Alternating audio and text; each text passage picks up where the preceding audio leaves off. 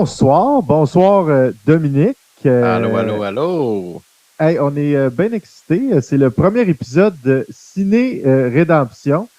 Ciné Rédemption, c'est quoi? C'est un très vieux concept que moi et Dominique, on se promet qu'on va faire un jour et c'est ce soir que ça commence. Donc, nous, on a évidemment, c'est pas très original. On va faire un autre podcast de cinéma. Hein. Jusqu'ici, on ne sort pas trop des sentiers battus. Là, l'approche qu'on va essayer d'avoir différente, puis ça va être, c'est un peu ça qui nous guide, c'est qu'on va essayer un peu d'être l'anti-Internet, hein, l'Internet qui a l'air avouer son existence à haïr les films. C'est soit je l'haïs ou je l'haïs moins qu'un autre, là, c'est un peu ça. Nous, on va être plus dans essayer d'apprécier peut-être les moins aimés, se rappeler des films qui sont oubliés. Donc, leur donner une certaine rédemption. Hein. C'est venu d'un grand débat là, qui va être le sujet du prochain épisode. Vous verrez ça rendu là. Donc, essentiellement, on va faire ça.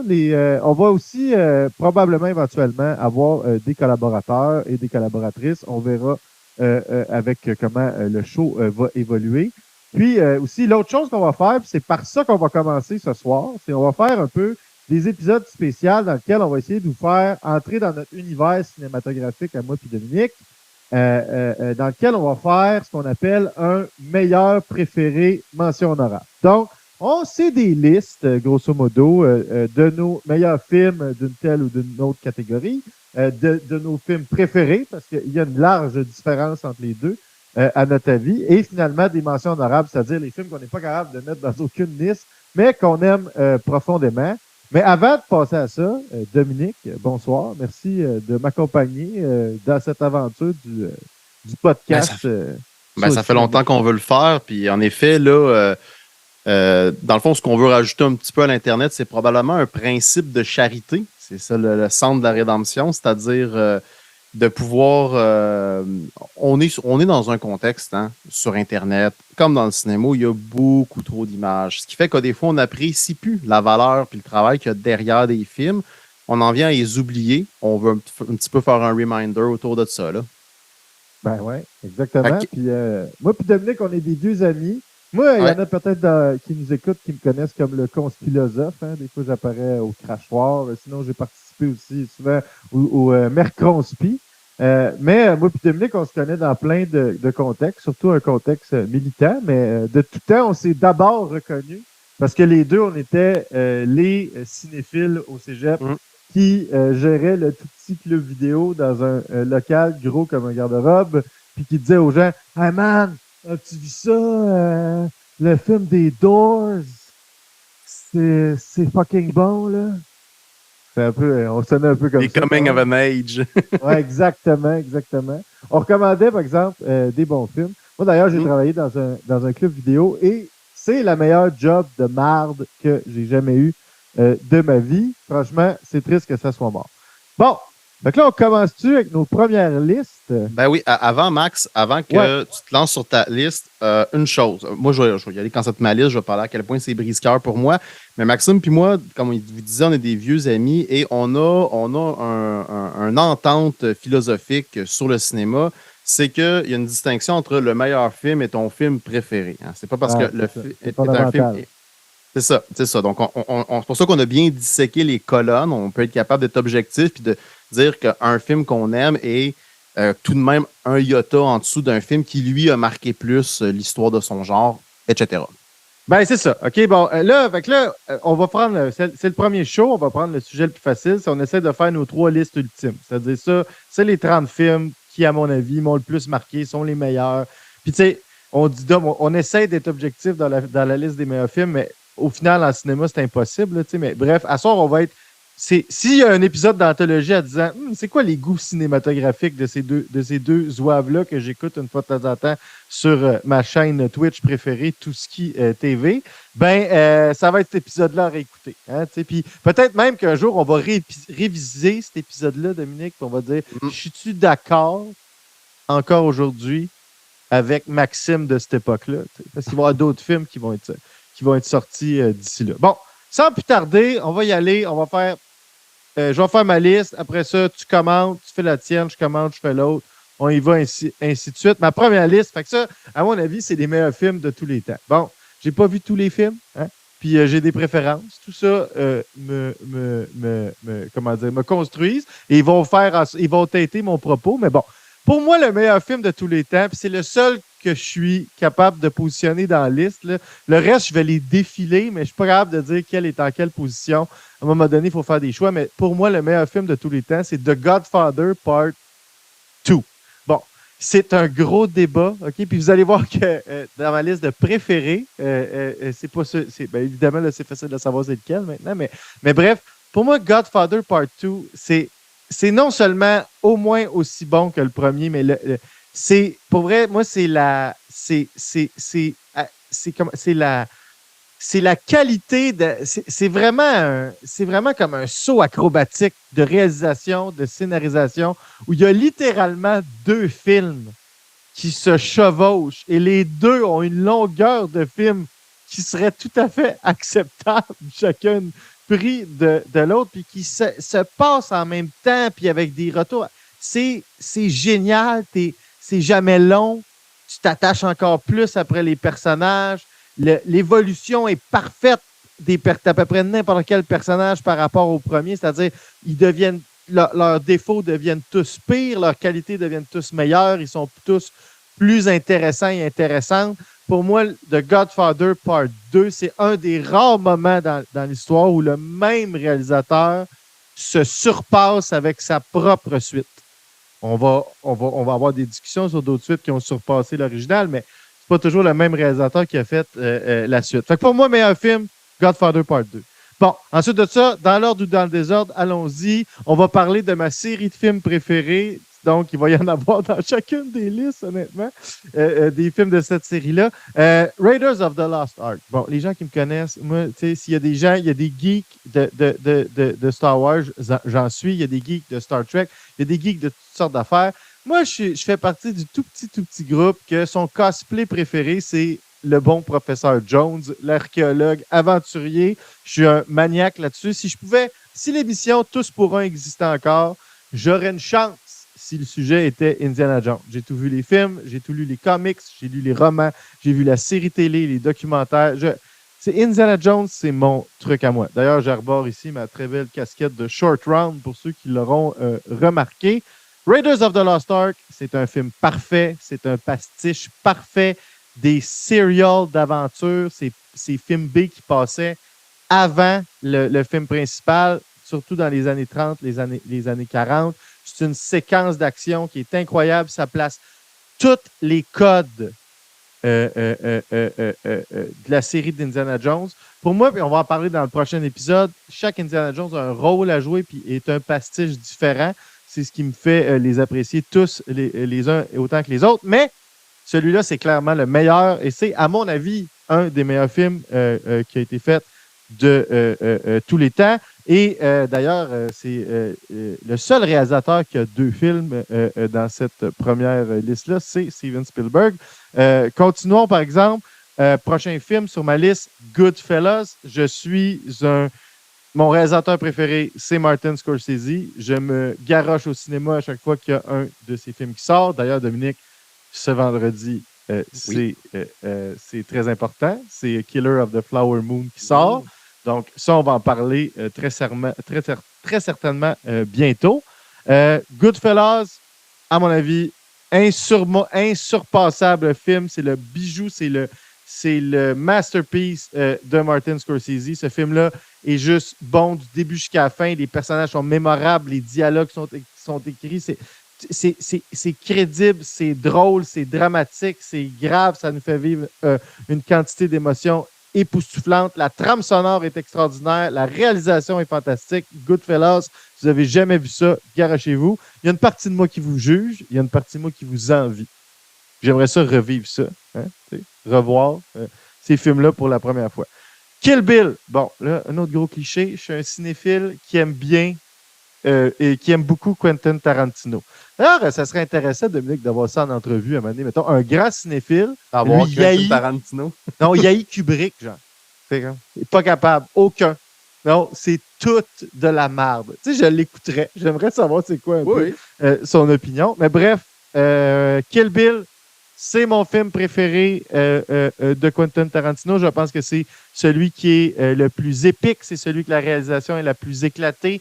Le sujet est le mieux maîtrisé. C'est une histoire de vengeance. Je veux dire, c'est quasiment rendu plus iconique comme histoire de vengeance, comme référence de film sur la vengeance que les films puis des histoires duquel ça s'inspire. C'est comme si le pastiche avait surpassé le genre. Je ne sais pas si tu comprends ce que je veux dire par là, Dominique. Fait que pour moi, Kill Bill, honnêtement, c'est à mon avis le masterpiece de Quentin Tarantino. Ensuite, on continue. On va aller un peu chez nous. Hein. Pour vrai, moi, il y a vraiment... Puis c'est pas pour faire le têteux. Là. Mais moi, je considère que Les Ploufs, c'est le plus grand film qui a été fait au Québec de tous les temps. Probablement par... Ah là, ben, je sais pas. Mais en tout cas, certainement un des plus grands réalisateurs qui nous a été donné d'avoir au Québec. Gilles Carle. Donc, Les Ploufs. Les Ploufs, c'est grandiose. C'est incroyablement bien joué. C'est touchant. C'est filmé. Ça a été filmé avec un vieux grain, là, une espèce de filtre qui rend tout un peu pâlotte, là, comme À la pour bobine. faire un... Ouais, non, mais tu sais, c'était une bobine particulière et de toute évidence. Là, puis, vraiment, là, les ploufs, là, lisez le roman aussi, là, d'ailleurs, mais vraiment, ce film-là, c'est extraordinaire du début jusqu'à la fin. Mon prochain film, et là, il est derrière moi, c'est le deuxième film de Steven Spielberg qui est sur ma liste des meilleurs films, Jaws. Alors, moi, Jaws, j'ai longtemps sous-estimé Jaws, Dominique. J'ai longtemps dit, c'est un film de monstre. Un film de monstre, c'est fun, mais c'est un film de monstre.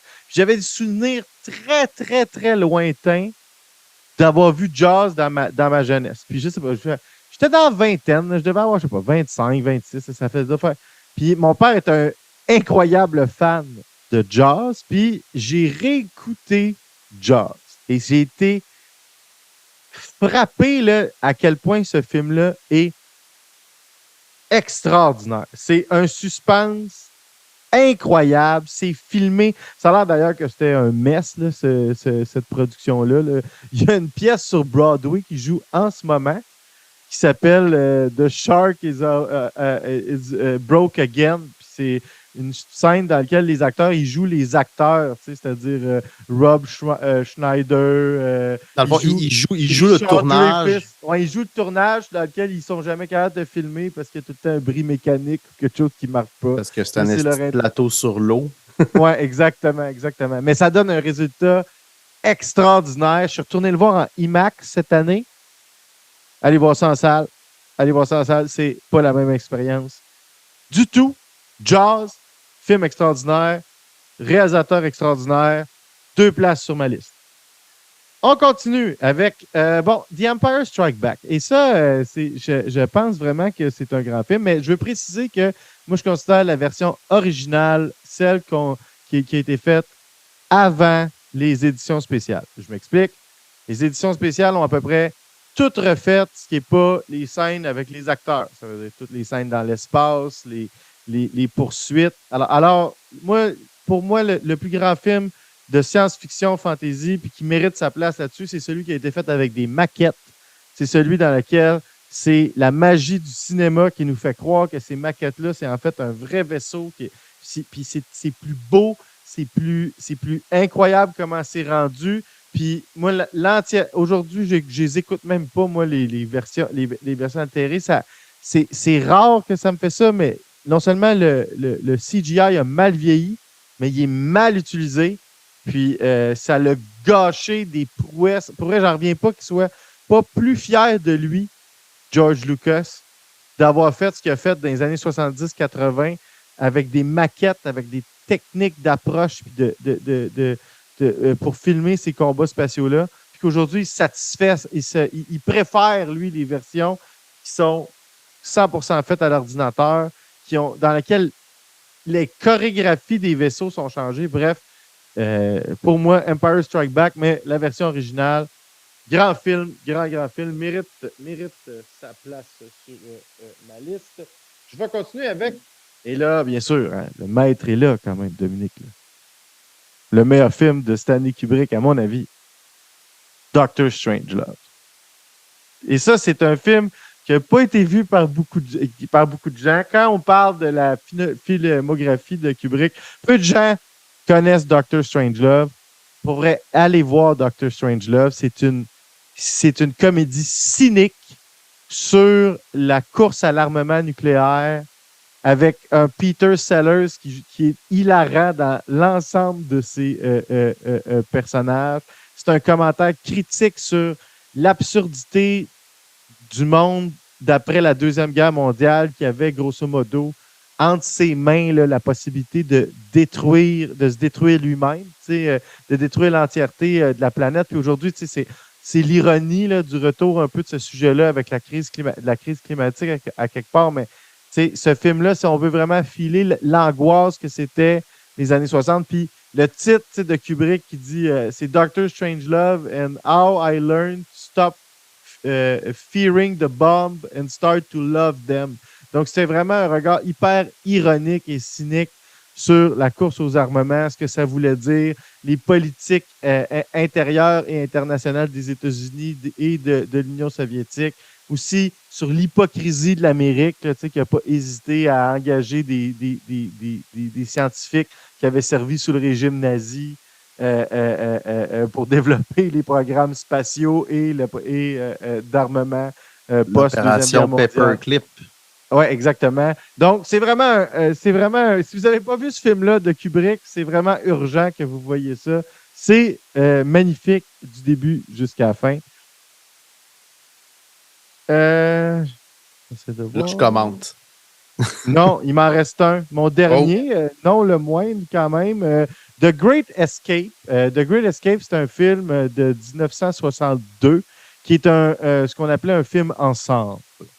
Donc, c'est pas vraiment un film avec un personnage principal. C'est un film qu'on vendait à l'époque comme des films à grand déploiement. C'était l'époque où il y avait une grosse compétition entre le cinéma et la télé. Hein? La télé était en train de transformer les mœurs des gens. Fait que là, la télé se vantait d'offrir d'aussi bons spectacles que le cinéma, mais dans le confort de son salon gratuitement. Le cinéma essayait de faire des films à déploiement incroyable pour dire non, la télé ne sera jamais capable de faire comme nous. C'est la fin des années 50, début des années 60.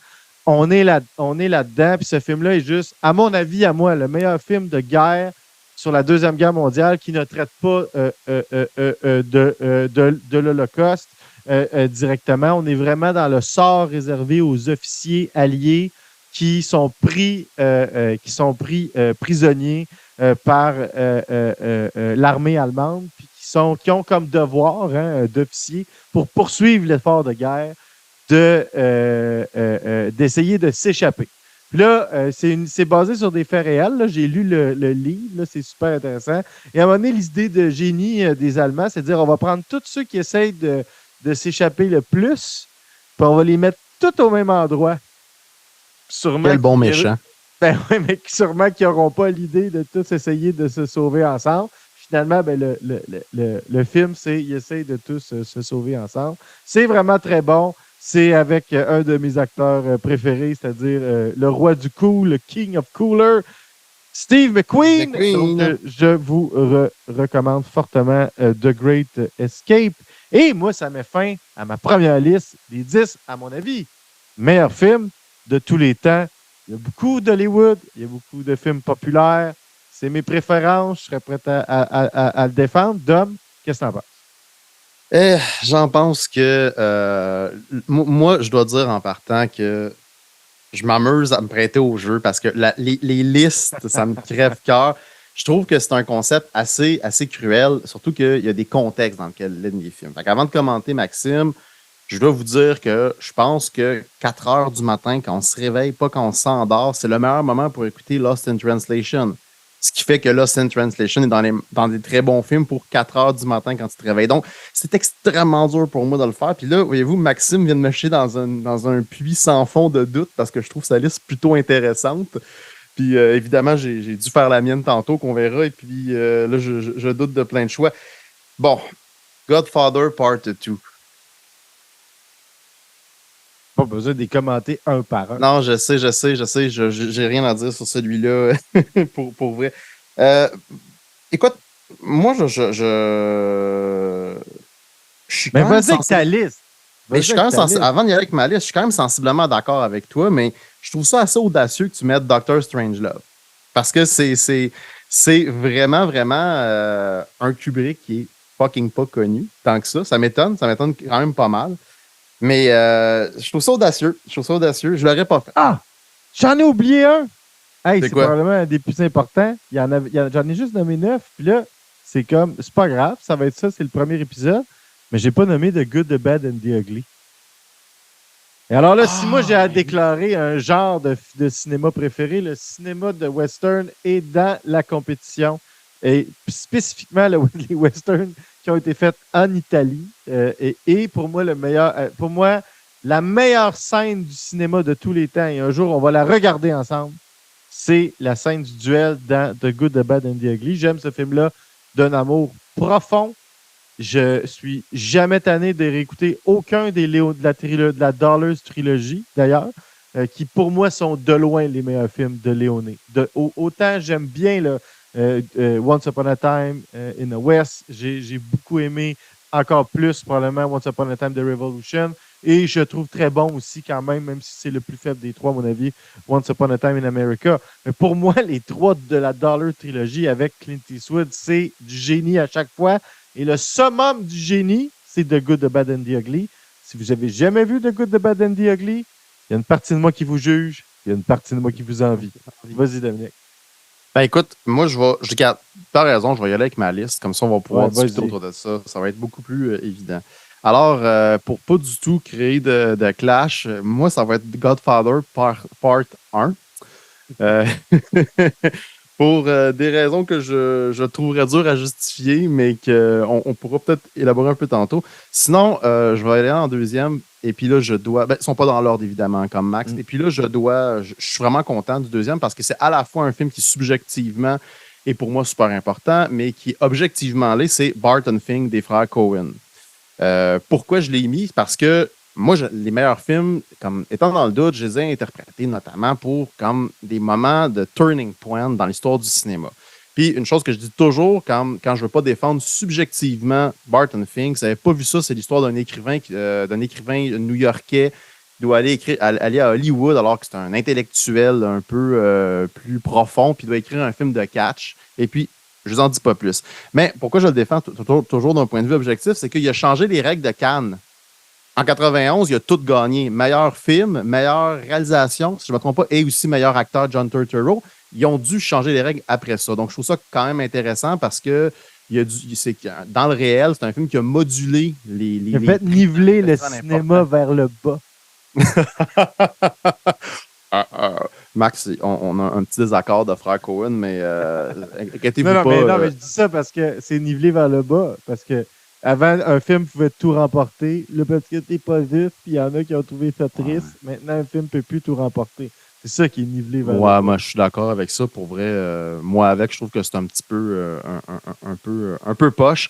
Mais bon, de toute façon, ça nous permet de dire ça. Donc, vous n'avez pas vu Barton Fink, écoutez-le. Moi, personnellement, dans ma vie, il y a eu un avant puis un après. Il y a même un truc en psychologie, je pense, qui s'appelle le syndrome de Stendhal, quand tu es comme pris d'un vertige artistique. Moi, ça m'est arrivé un soir d'été à 14 ans. Écoutez ça.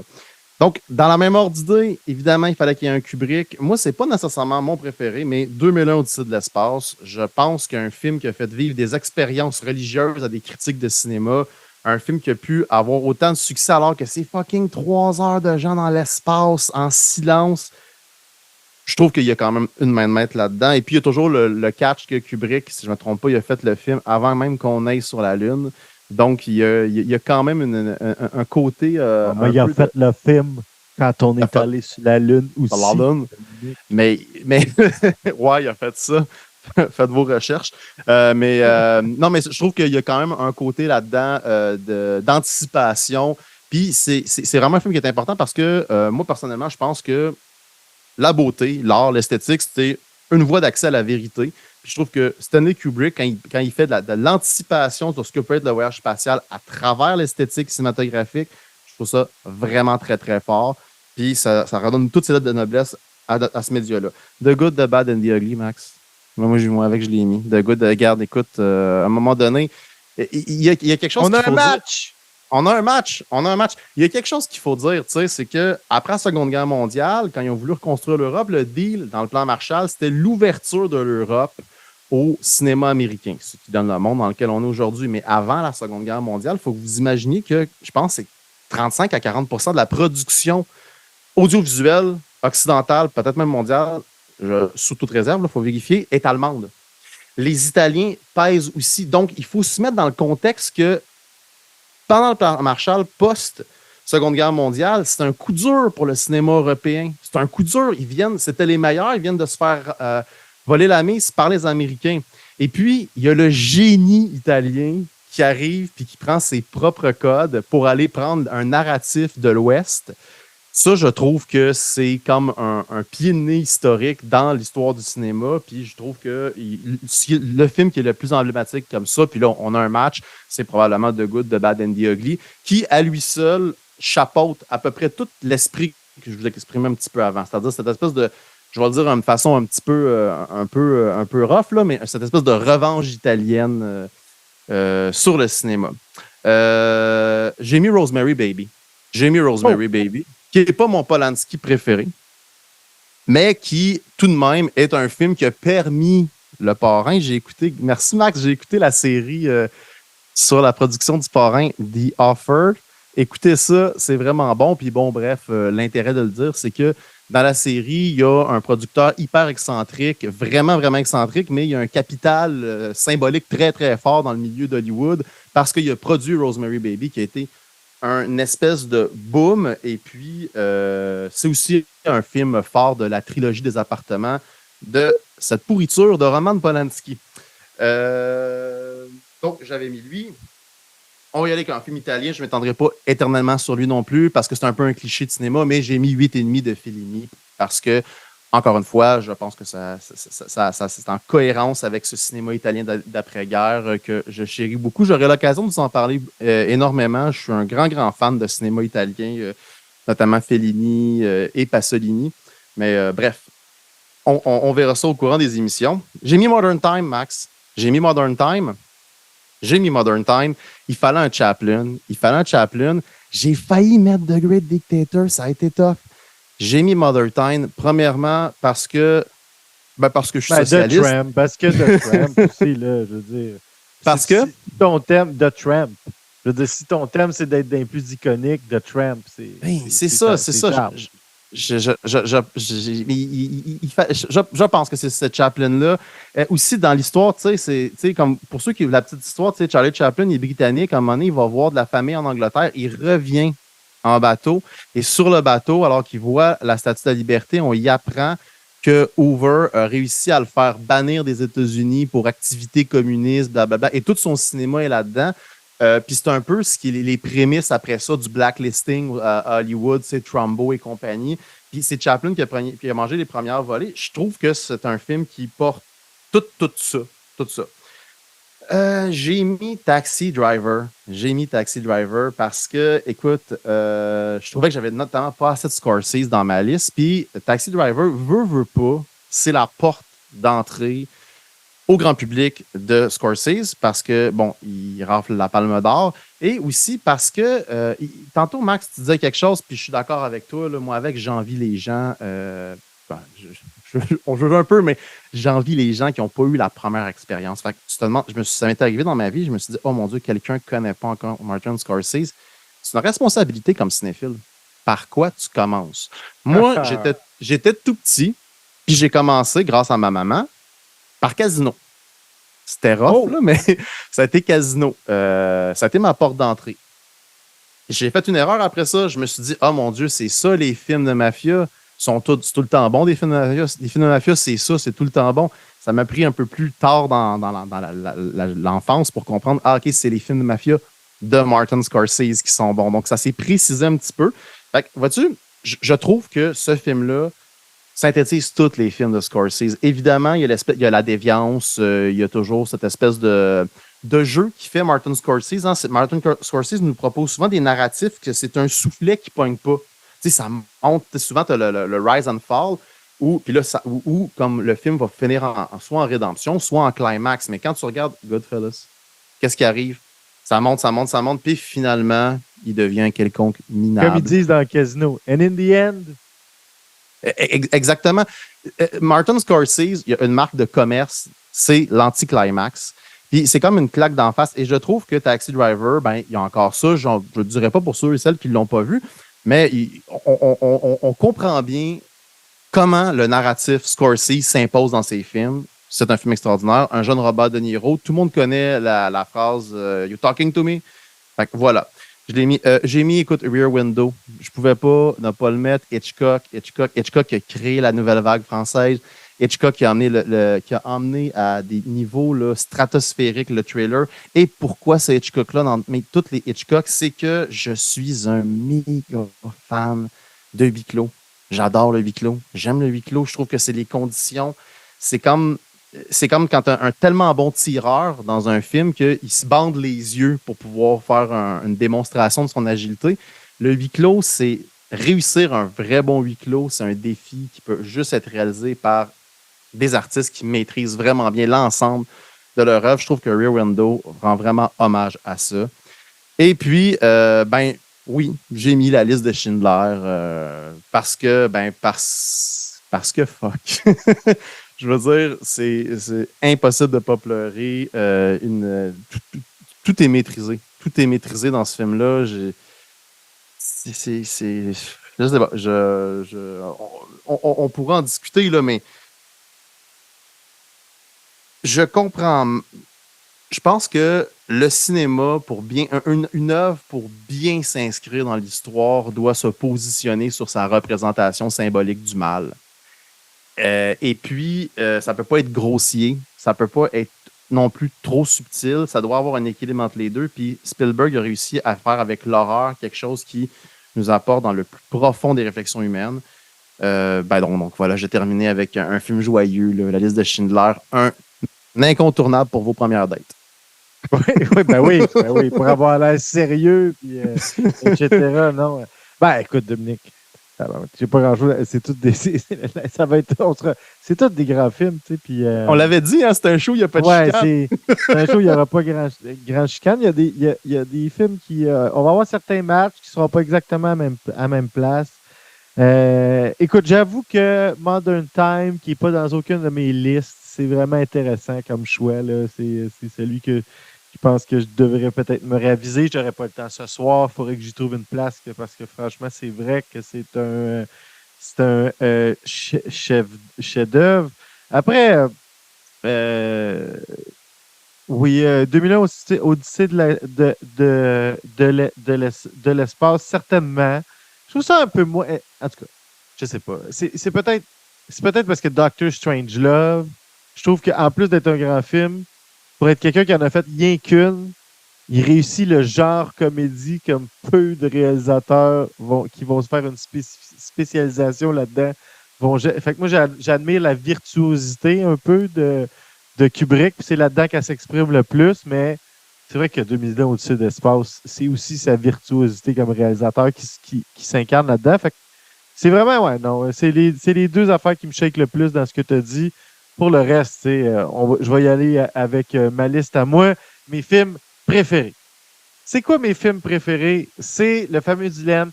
Si tu fallait que tu écoutes juste les 10 mêmes films jusqu'à la fin de ta vie, ça serait lesquels? Fait qu'il y en a là-dedans, c'est vraiment pas proche d'être dans une liste des 10 meilleurs films, mais c'est des films que je suis tout le temps content quand je les regarde. Je trouve qu'il y a une valeur. On est dans la rédemption, là. Il y a une valeur incroyable qui est sous-estimée dans ces films-là. Puis les 3 premiers films dont je vais vous parler, si j'avais identifié 3 films qui ont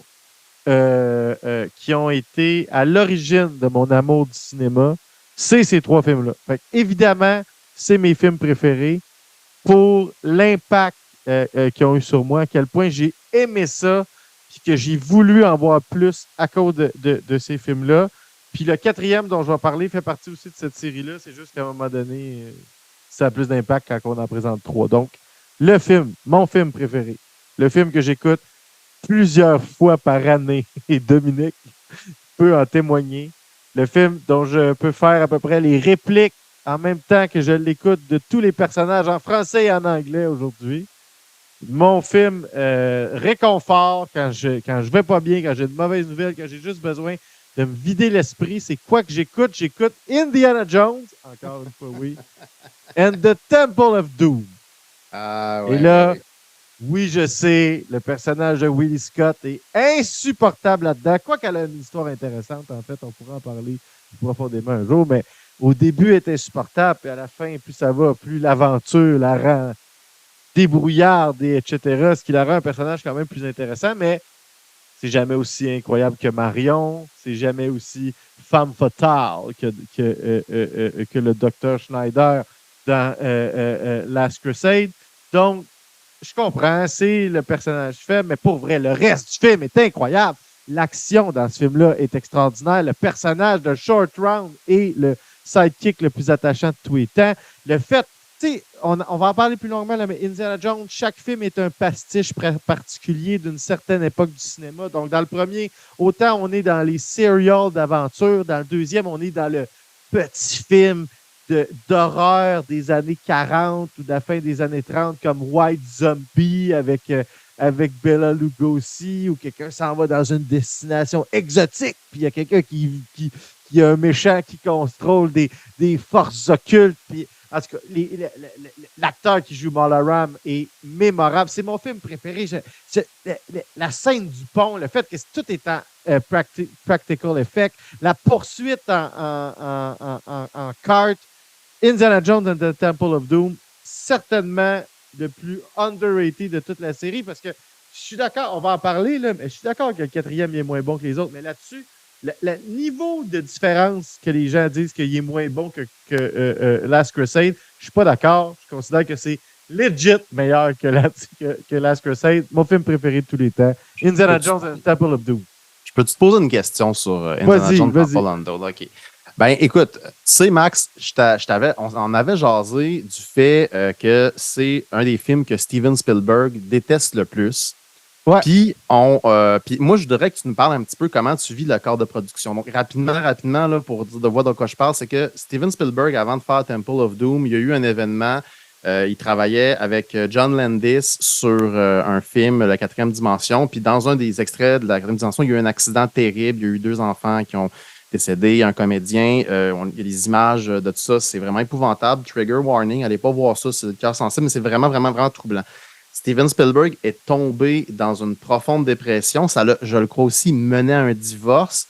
Et puis, on accouche d'un film tellement sombre. Steven Spielberg, le dude qui est le meilleur pour mettre en scène des enfants, ami de Kubrick qui disait on peut pas mettre en scène des enfants, Steven Spielberg a relevé le défi, mais un film où il met des enfants en esclavage, ils sont torturés, il y a un jeune qui se fait arracher le cœur. C'est un film hyper dark. C'est un film que Spielberg fait tout pour se dissocier. Non, c'est Lucas qui fait ça, alors que la réalité, c'est qu'il était impliqué de A à Z. Comment, Max, qu'est-ce que tu penses un petit peu de ça, que ton film préféré, ton Indiana Jones préféré, puis ton film préféré, le réalisateur lui-même n'est pas capable de le sentir? Moi, perso, juste te fider un petit peu, je trouve que il y a quelque chose de l'ordre de la puissance de l'œuvre qui dépasse un petit peu quelque chose comme le magicien qui a convoqué des pouvoirs qui ne contrôlent plus, il a créé quelque chose qu'il n'aime pas, mais qui s'est imposé d'elle-même. Puis toi, qu'est-ce que tu en penses de tout ce contexte? C'est une œuvre dépressive. C'est un homme détruit qui construit ça. Ouais, mais c'est tout le temps. C'est la même raison pour laquelle j'ai autant aimé le dernier, puis on a aimé ça les deux. C'est tout le temps. L'aventure transforme ce personnage-là en quelque chose de mieux à chaque fois que ce qui est à son point de départ. Puis c'est là que vraiment où tu le découvres à son moins éthiquement correct aussi, Indiana Jones, c'est-à-dire il est super macho. Plus que dans les autres, d'ailleurs. Oui. C'est ce que je veux dire. Puis après ça, aussi, il est là pour Fortune and Glory. Mais en même temps, à travers sa relation avec Short Round. Bref, moi, je trouve qu'il y a plein de joie dans ce film-là. L'utilisation du personnage de Short Round. Oui, c'est vrai, c'est terrible. On les voit se faire torturer, les enfants, mais en même temps, quand ils se libèrent, je veux dire, c'est le party. Toute la scène où ils prennent le temps là, de casser toute la belle coutellerie, puis les verres qui coûtent cher du Maharaja, etc., etc. Mais ce que j'en pense, je trouve ça malheureux qu'il y ait ce jugement-là, puis je ne sais pas si c'est parce qu'il colle ça à la période dans sa vie où ce qui était, puis des fois, quand tu vas mal, tes souvenirs de cette période-là sont pas bons. Mais sa mélancolie, puis celle de George Lucas, ça, mêlé à son talent, puis à la qualité d'idéateur de l'autre gars, ont quand même créé quelque chose qui les a dépassés au niveau de la qualité. Parce que c'est ça, il était à son top à cette époque-là. Je veux dire, les séquences d'action dans ce film-là, c'est les meilleures de toute la série, à l'exception peut-être de la séquence de la poursuite de camions dans Raiders of the Lost Ark. Là. Mais pour vrai, ce qu'ils ont fait, encore une fois, avec les maquettes, toute la poursuite d'un kart dans la mine, c'est beaucoup fait à la maquette, c'est magnifique, ça a l'air vrai, ça a l'air d'aller vite. Tu sais, c'est... L'antagoniste, le grand prêtre de Cali, là, il est terrorisant. Je suis pas mal certain que dans la bataille des champs de Pelennor, dans Lord of the Rings, à un moment donné, il y a un rider de Oliphant vraiment terrifiant, puis il souffle dans une corde. Je suis convaincu que c'est le même make-up, c'est le même costume, c'est un homme qui ressemble. Je suis convaincu que c'est une référence directe à l'antagoniste principal de Temple of Doom, tellement il faut que je continue, mais on peut en parler longtemps, mais je vais continuer ma liste quand même, Dominique, sinon on n'est plus arrêtable. Deuxième film, pour vrai, ce film-là, là, je suis comme dans une période où je l'écoute beaucoup, parce que je l'ai trop mis de côté pendant des années, puis mon Dieu que je le regrette, parce que calvaire que c'est bon, là. Moi, dans le débat Aliens, c'est de loin Aliens qui gagne. Je suis un fervent défenseur de Aliens, donc le deuxième film de la franchise. Autant, j'adore, je veux juste être précis, j'adore l'original de Ridley Scott. Pour moi, Aliens, ça va encore plus loin à tous les niveaux. L'action est meilleure, le personnage de Ripley est développé d'une manière tellement plus intéressante. Sa relation avec Newt, je l'ai réécouté dernièrement, j'ai remarqué à quel point c'est vraiment filmé d'une manière où à chaque fois qu'elle rentre dans l'action, la musique change. C'est une musique de prise en charge. C'est moi la badass, c'est moi qui donne des ordres, c'est moi qui prends une bonne décision, puis j'en ai déjà survécu à un, puis tu sais, plus le personnage a du pouvoir au début de ce film-là, plus il est ridicule à la fin, le lieutenant, l'autre personnage, Burke de la compagnie, au final, tu sais, c'est des personnages comme le personnage de X, le personnage de Vasquez, puis elle, qui vont être comme les vrais héros de l'histoire.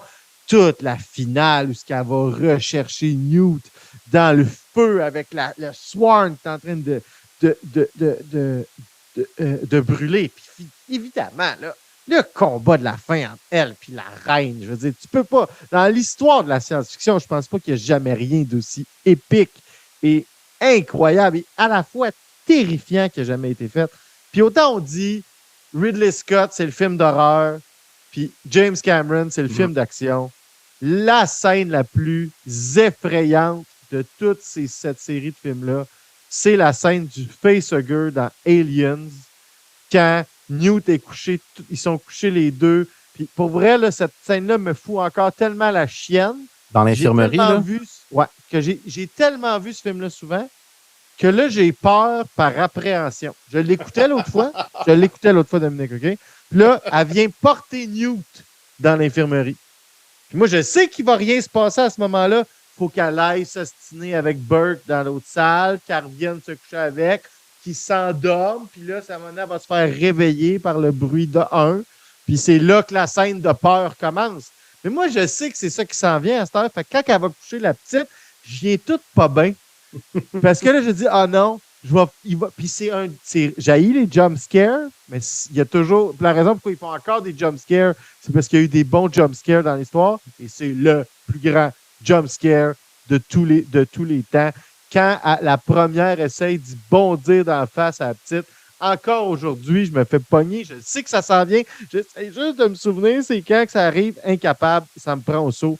Bref, Aliens, pour moi, Deuxième film, j'écoutais ce film-là. Ça, c'est le genre de film que quand j'étais jeune, je l'écoutais, je le rewindais, puis je le découptais une deuxième fois. Parce que oui, j'écoutais mes films en VHS. J'ai cet âge-là. Et voilà. Je l'ai vu Troisième. Pour vrai, la Reine Alien, je l'ai vu pour vrai à Lyon, au musée du cinéma. C'est vraiment extraordinaire. Si vous allez en France, passez par là, ça fait peur en esti. Vas-y. Je suis incroyablement jaloux. Troisième film, ça a forgé mon enfance, ma jeunesse.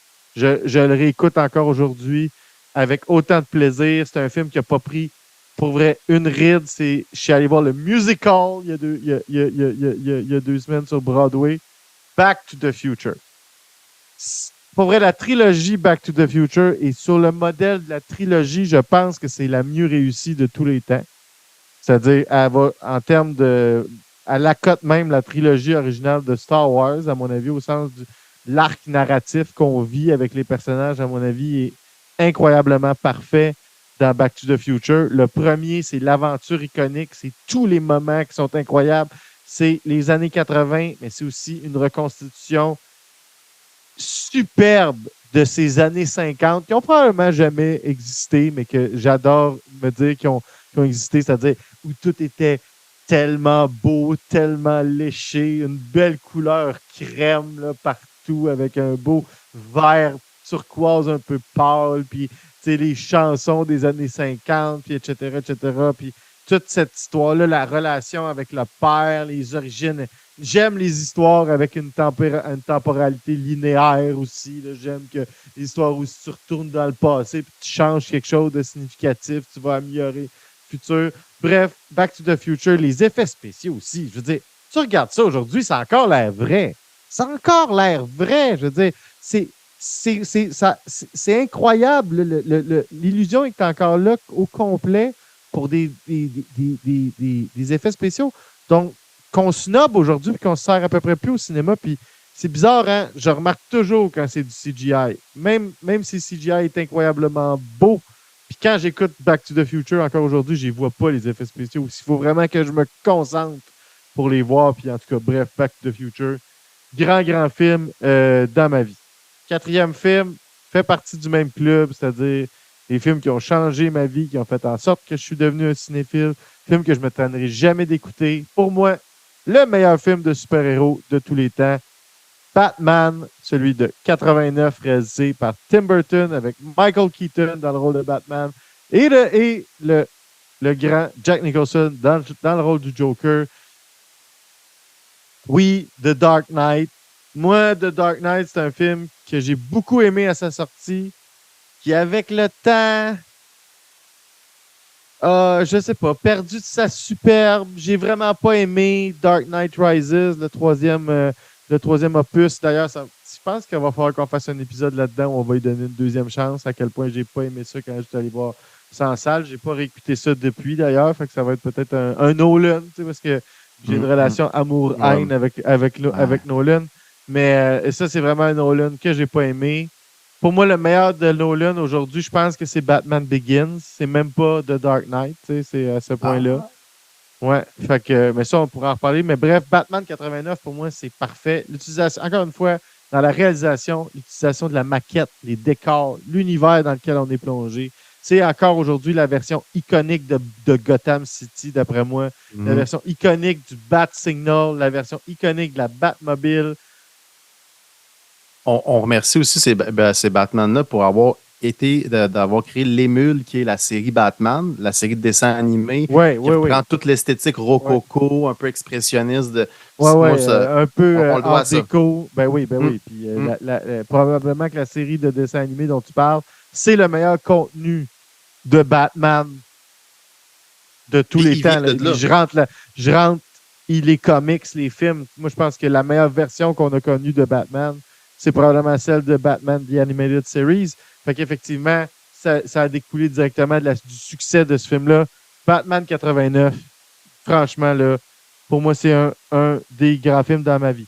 Terminator, le premier, un des films préférés. Alors, autant je pense que Aliens surpasse Alien, je ne pense pas que Terminator 2, le jugement dernier, aussi incroyablement bon, ce film-là, puisse être, surpasse le premier Terminator. Pour moi, le premier Terminator, c'est un film de science-fiction parfait qui, pour vrai, le côté low budget, ça nous fait rentrer dans cet univers-là. C'est un univers qui est dystopique. Le peu qu'on nous montre de la guerre des machines, c'est exactement c'est une quantité qui est parfaite. Ça fait monter la tension. Les acteurs sont incroyables. C'est tourné tellement proche de la réalité. Ça a des airs de documentaire par bout, notamment toute la scène de la fusillade dans le poste de police, que ça a vraiment... Il fait juste... Tout ça, c'est tellement, tellement bon. Le fait que ça a toutes les règles d'un film de slasher aussi, sans le slashing, parce qu'il ne slash pas, il tire du gun, mais sinon, tu sais, le monstre, c'est un Michael Myers, c'est un Jason Voorhees, à mon avis. J'aime tellement le premier Terminator, je pourrais écouter ce film-là vraiment, vraiment, vraiment souvent. C'est un truc de science-fiction dont je ne me tannerai jamais. Oui, vas-y. Ouais, ben tu sais, quand tu sais qu'à la base, mon Dieu, blanc de mémoire, Cameron, il est rigger en Europe, un soir, il fait un cauchemar. Il rêve à un robot tueur. Il se lève, il est peintre, il peint. Puis c'est comme ça que ça arrive, que l'idée du Terminator est apparue. Il y a quelque chose de mystique un peu là-dedans. C'est bon, je connaissais pas cette histoire-là. C'est bon, je vais m'en souvenir. Je vais raconter ça à tout le monde maintenant. On continue dans mes films préférés. Bon, moi aussi, The Godfather. Si j'ai à dire c'est quel mon préféré dans la série The Godfather, pour moi, c'est le premier. Pour une seule et unique raison, c'est le personnage de Santino Corleone. C'est mon personnage préféré. J'aime James Caan dans sa façon dont il joue, ses interactions en général. Je trouve que la scène dans laquelle il meurt, c'est tellement tragique, c'est tellement bon, c'est tellement puissant de ce que ça dit. Moi, je suis une personne qui reconnaît, qui peut être bouillant comme Santino Corleone, qui peut avoir des mauvais réflexes, laisser emporter des fois mes émotions. Tu sais, le contraste avec Michael, mais tu sais, c'est parce qu'après ça, bon, là, j'embarque dans le deuxième, mais c'est que là, Michael, au début, ça le sert d'être aussi froid, puis à un moment donné, ça le rend complètement monstrueux, pire que Santino et de loin. Mais bref, le premier, tu sais, la musique, la façon dont c'est tourné, toute l'histoire autour du film. Écoutez ça, The Offer. C'était le chaos, ce tournage-là. La mafia essayait de s'en mêler. Les règlements de compte ont eu lieu là-dessus. Il y a eu des scènes au complet qui ont pu être produites parce qu'un tel a été tué dans une guerre fratricide dans les familles de la mafia new-yorkaise. Tout est intéressant sur le tournage de ce film-là. C'est probablement mon deuxième film préféré de tous les temps. Là, si j'ai allé classer en ordre, numéro 1, Temple of Doom, numéro 2, The Godfather. J'écoute aussi ça au moins une fois par année. Je suis allé voir au cinéma au 50e anniversaire. The Godfather, mon préféré de la série, c'est sûr. Même si j'accorde aux gens que d'un point de vue le plus objectif possible, celui qui réalise le truc le plus grandiose, c'est le deuxième. Mais ma préférence est avec le premier, encore une fois.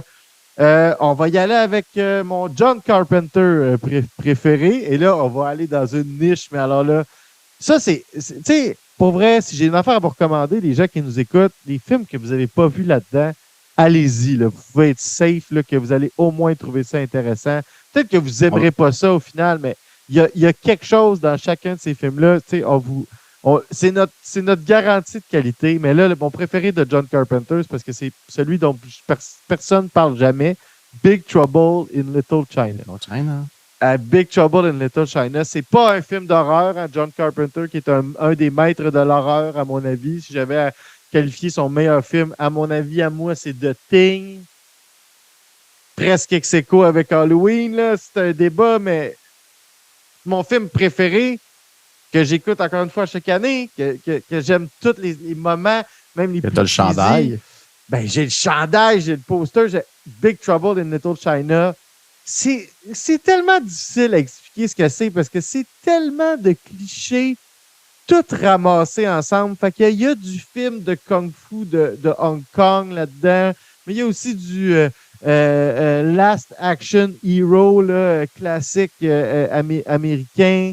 Il y a du clairement très, très classique John Carpenter, là, comme qu'on reconnaît dans d'autres affaires de ce qu'il fait, surtout la façon de filmer, la luminosité, etc. Mais bref, Big Trouble in Little China, c'est l'histoire de Jack Burton, qui est un chauffeur de camion, qui s'en va rendre visite à un ami, qui accepte de l'aider pour aller chercher sa fiancée à l'aéroport. Puis là, elle se fait kidnapper par erreur.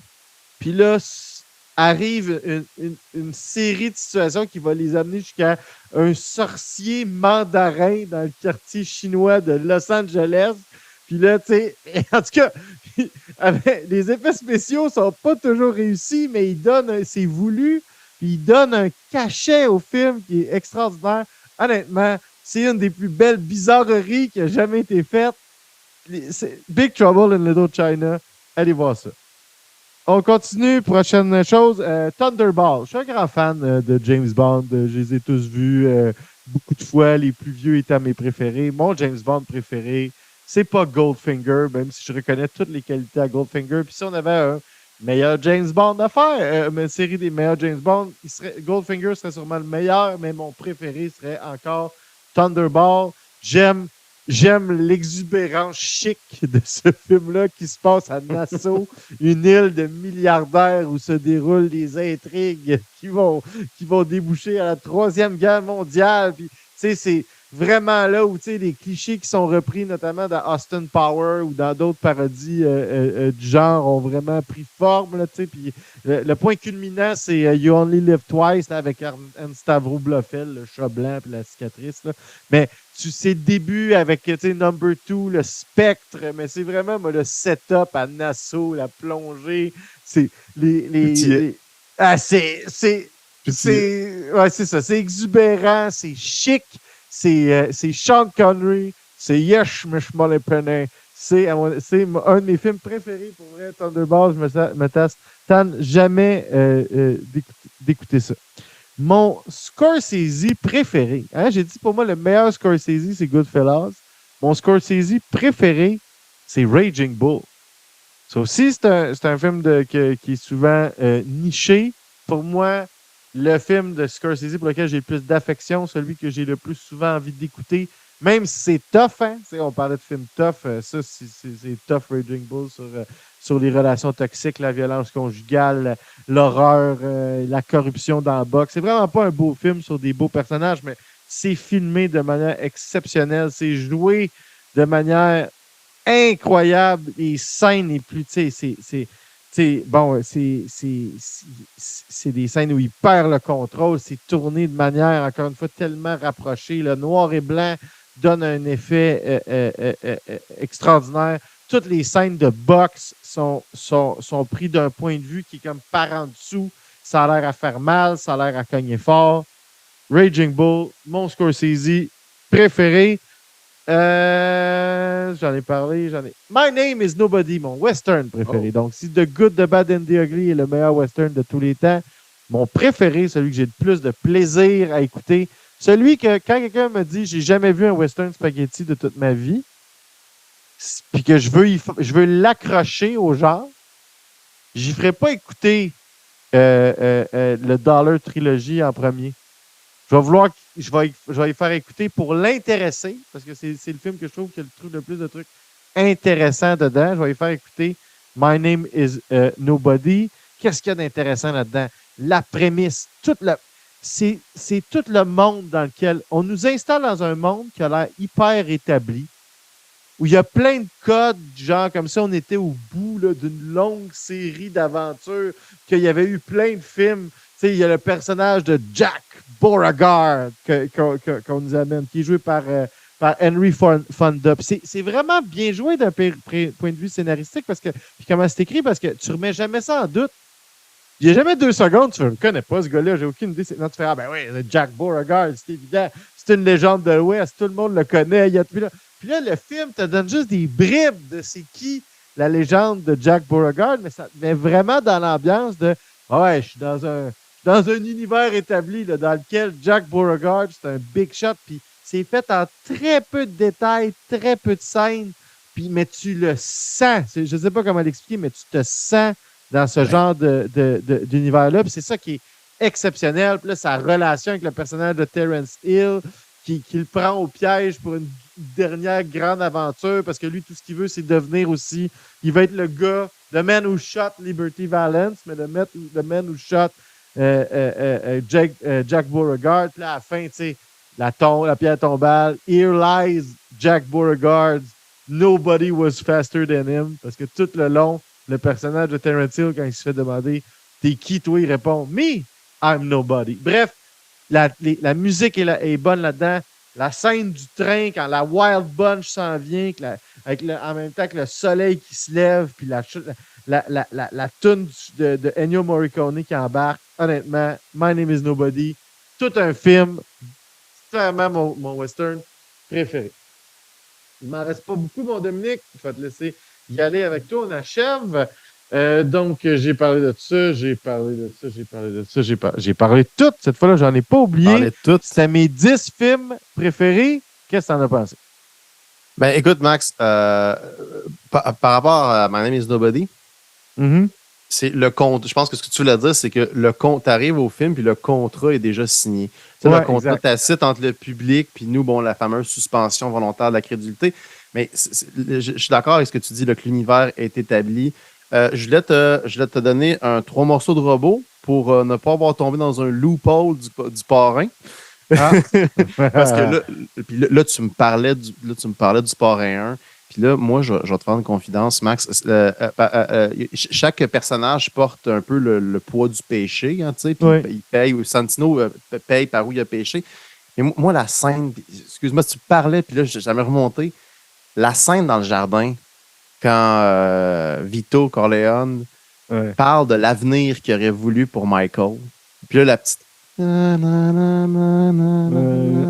En post-prod, j'espère qu'on pourra la mettre, mais là, il commence à dire, puis là, il aimerait ça qu'il soit gouverneur, puis tout. Mais tout ça, là, c'est la tragédie grecque.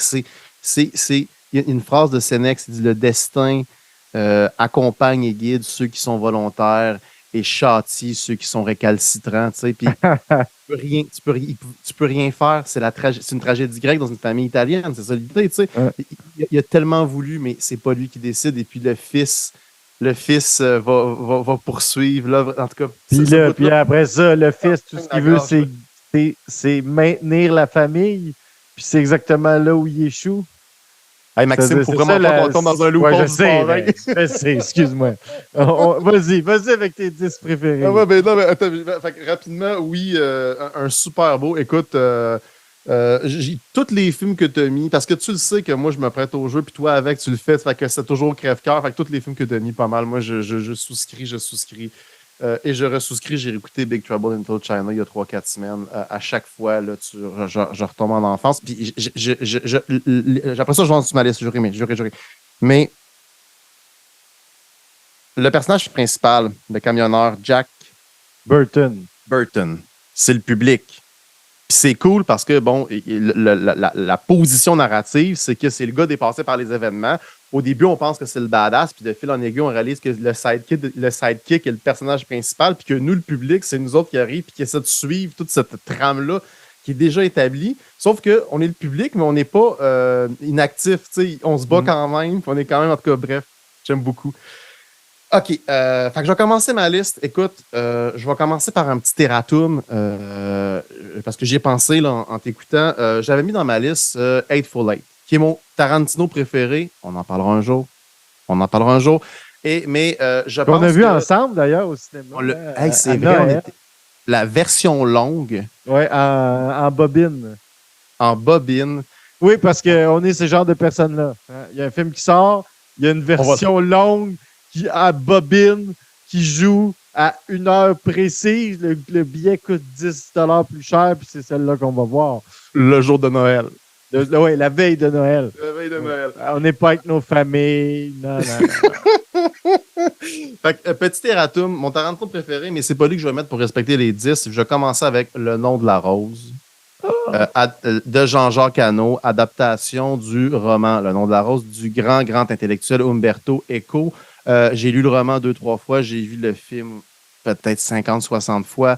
C'est un film qui, personnellement, dans ma pratique du cinéma, m'a complètement marqué. D'ailleurs, sur YouTube, rapidement, il y a il y a le Making of. C'est ouais, dans la vie, on pourra parler de ça un jour, Max. Moi, je suis un fan de Making of. Je dis ça comme ça. Moi, je trouve que Le Nom de la Rose est tout sur YouTube, un des meilleurs Making of que j'ai vu. Donc, extraordinaire film, incroyable, ambiance parfaite, la mayonnaise pogne. C'est une petite merveille, un petit miracle. Ensuite, je vais mettre The Tenant, le locataire de cette pourriture de Roman Polanski, qui est de 1976, qui est un de mes films que j'écoute à chaque année. Je le trouve incroyable. Je le trouve très bien maîtrisé. La direction photo, je ne me rappelle pas de son nom, excusez-moi, c'est le directeur de photo de Ingmar Bergman. La musique c'est Philippe Glass qui a fait. Je ne sais plus si c'est Philippe Glass ou Maurice Jarre. Bref, je vais rechecker, mais la musique est incroyable. C'est un film, l'ambiance est parfaite. Tous les plans sont maîtrisés. L'isolement, c'est un film qui va me chercher incroyablement. Un film québécois que vous pouvez toutes et tous voir sur l'ONF, sur YouTube, sa chaîne de l'ONF ou directement sur le site. C'est toujours déchirant. Au Québec, on a une grande tradition cinématographique et le cinéma direct. Maxime puis moi, on a inventé un genre. On a inventé un genre, Max puis moi, puis d'autres de nos amis, ça a été nos années d'université. Puis je le dis sans chauvinisme, puis pas pour être têteux, dans les meilleurs films documentaires du monde, ça s'est passé au Québec. Il y a toutes des règles implicites. Mais bref, donc il existe ça. Et il existe la fiction québécoise. Et là, pour ça, j'ai choisi d'y aller dans la fiction et de ne pas prendre un des films de cette grande tradition de documentaire. Pour la suite du monde, longtemps été dans ma liste. Il est dans ma liste après. Brûle pas mes punchs.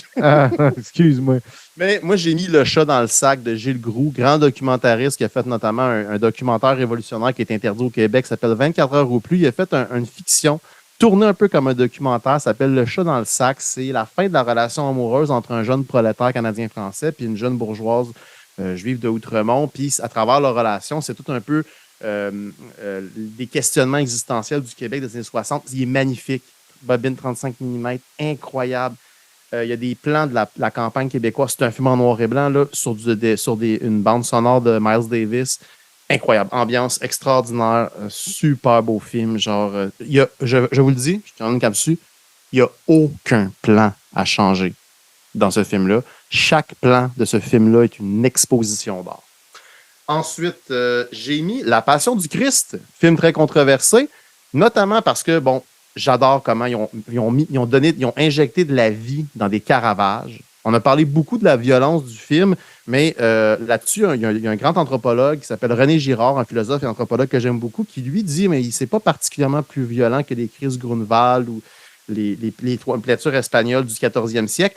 Et pourquoi je l'ai mis, c'est que notamment ce film-là a changé à jamais mon rapport au langage. En cinéma, je prends 1 minute pour en parler. Il va y avoir le Napoléon de Ridley Scott qui va sortir. Je suis sûr que je vais aimer. On va aller le voir ensemble, Max. Je suis sûr que ça va être génial et je sais que ça va être en anglais. À l'époque de Napoléon, en Russie, on fait de la diplomatie en français. On fait de la littérature en français jusqu'en Russie, en Angleterre aussi. Et puis, La Passion du Christ, elle m'a amené à la réflexion que Quentin Tarantino essaie de nous implanter avec des films comme Inglourious Basterds, c'est-à-dire que à un moment donné, l'hégémonie anglo-saxonne, c'est peut-être quelque chose qu'on va devoir traverser. Moi, j'adore le cinéma policier sud-coréen. Je les écoute en sud-coréen parce que les traductions brisent le jeu. Puis ce film-là, et comme on s'entend que c'est radical comme choix, là. OK, on fait le film en latin. Un peu comme Apocalypto qui a fait le même choix. Un peu comme exactement. D'ailleurs, Apocalypto qui a failli faire sans sous-titres. On va faire un... Oh mon Dieu, ça aurait été... En tout cas, ça aurait été quelque chose. Ça aurait été mal apprendre des leçons du spécial de Noël de Star Wars avec une ouverture en Wookiee, non, pas de sous-titres, de 25 minutes. On va faire un disclaimer qu'on n'a pas fait. Hein. Moi puis Dominique, on fait vraiment la différence entre l'œuvre et l'artiste qui l'a fait. C'est pour ça qu'il nous parle de Polanski. On n'est pas particulièrement fan des bons Mel Gibson et Jim Caviezel pour qui ils sont dans l'espace public. Moi, j'aime bien Mel Gibson au cinéma, par exemple. C'est un grand acteur puis un metteur en scène. Oui, exactement. M'en confesser. Bref, vas-y, mais tu peux y aller. Ben, aussi, juste pour compléter là-dessus, aussi, c'est que le cinéma, c'est une œuvre collective. Tantôt, je parlais du directeur photo du locataire, c'est le directeur photo de Berman. Il n'a rien fait, il n'est pas responsable. Pourtant, la direction photo est merveilleuse. Fait on fait le disclaimer maintenant. Tu as bien fait, Max, de le dire. Donc, ouais, parce que des fois, on parle de personnages un peu spéciaux. Un peu cette pourriture de Roman Polanski. Il l'appelle si affectueusement. Oui. Donc, Mel Gibson, donc La Passion du Christ pour la beauté visuelle, le langage. Faisons attention aux foufounes. Alex n'approuverait pas les foufounes dans ce show. Bon. Restez calme. Attendez un peu, je vais juste aller vérifier. C'est parce que je suis dans OBS puis il doit avoir qu'attendre un peu. Il doit avoir... J'ai-tu le temps d'aller me verser un verre de coke? Oui, faites juste bien attention de vous rappeler où vous étiez. Parce que des fois, c'est difficile d'embarquer raccord. C'est ça ici. Voilà. Ça, c'est quoi? Excusez, là, ça peut te couper une inspiration sacrément. C'est de ma faute, en fait. Je les avais enlevés partout, mais pas non, là. je trouve ça drôle. Ben, c'est très tout ce qui TV-esque, là. On est reconnu pour ces niaiseries-là. Mais c'est vraiment très bon, les gars. C'est vraiment très, très bon. Je fais rien d'autre que vous écouter. Ben, c'est une première. Ça, c'est très bon signe. Je vous trouve pourri de ne pas avoir mis d'Orson Welles, mais ça... Ouais, ben, je suis d'accord, mais moi, à la base, je suis contre le concept des tops. Mais là, évidemment, là, tu sais, je vais pas... mon bourru qui participe ça au se jeu. compte toujours dans un podcast. Fait que... C'est ça. Mais le concept des tops, moi, les gens, ils me demandent souvent des recommandations au cinéma, puis je leur dis, donne-moi une couleur, une émotion, puis une ambiance. Puis je vais te trouver des films en fonction de ça. Tu t'es bien repris, mon Max, parce que Raging Bull, c'est un de mes films préférés de tous les temps. C'est phénoménal. Mais j'embarque pas, continuez. OK, fait que on reprend où? Vas-y, je vais mettre ça. On a fini le disclaimer, Dominique. Ouais, c'est ça. Donc, j'ai dit Le Locataire, Le Chat dans le sac, La Passion du Christ. J'ai dit que... Bon, mais parfait. American Splendor gagné. Prix du public à Sundance, je pense. American Splendor, c'est un tout petit film indépendant. C'est un film comme je les aime, c'est-à-dire un film qui sent la sueur, que tu vois le travail. Rapidement, Harvey Pekar, c'est un vrai monsieur, c'est un scénariste de bande dessinée, un anti-héros qui a écrit des bandes dessinées anti-Marvel sur... La devise American Splendor, c'est la vie ordinaire est une chose très compliquée, puis c'est un peu de l'humour, de l'humour un peu sombre, un peu ironique. C'est un clerks dans un hôpital à Cleveland, puis un jour il a commencé. Bref, sa BD ont super gros marché. Il a été au Letterman Show. Puis il y a eu un film sur lui, puis c'est un film qui mélange le vrai Harvey Pekar, Paul Giamatti qui joue Harvey Pekar. Il y a plusieurs niveaux. C'est un film qui est super drôle. C'est un film de situation. C'est de l'humour style... si vous avez aimé les Woody Allen, si vous avez aimé genre des films genre Dead of Stalin, ce genre d'humour-là, donc très, très de circonstances. C'est un petit film extraordinaire. Je le recommande. C'est un petit bijou. Moi, il m'a marqué. C'est pas... c'est un génie discret fait par des petits maîtres. Je le recommande à tout le monde. American Splendor. Sinon... Amadeus de Milos Forman. J'ai même été voir le set de tournage en Europe.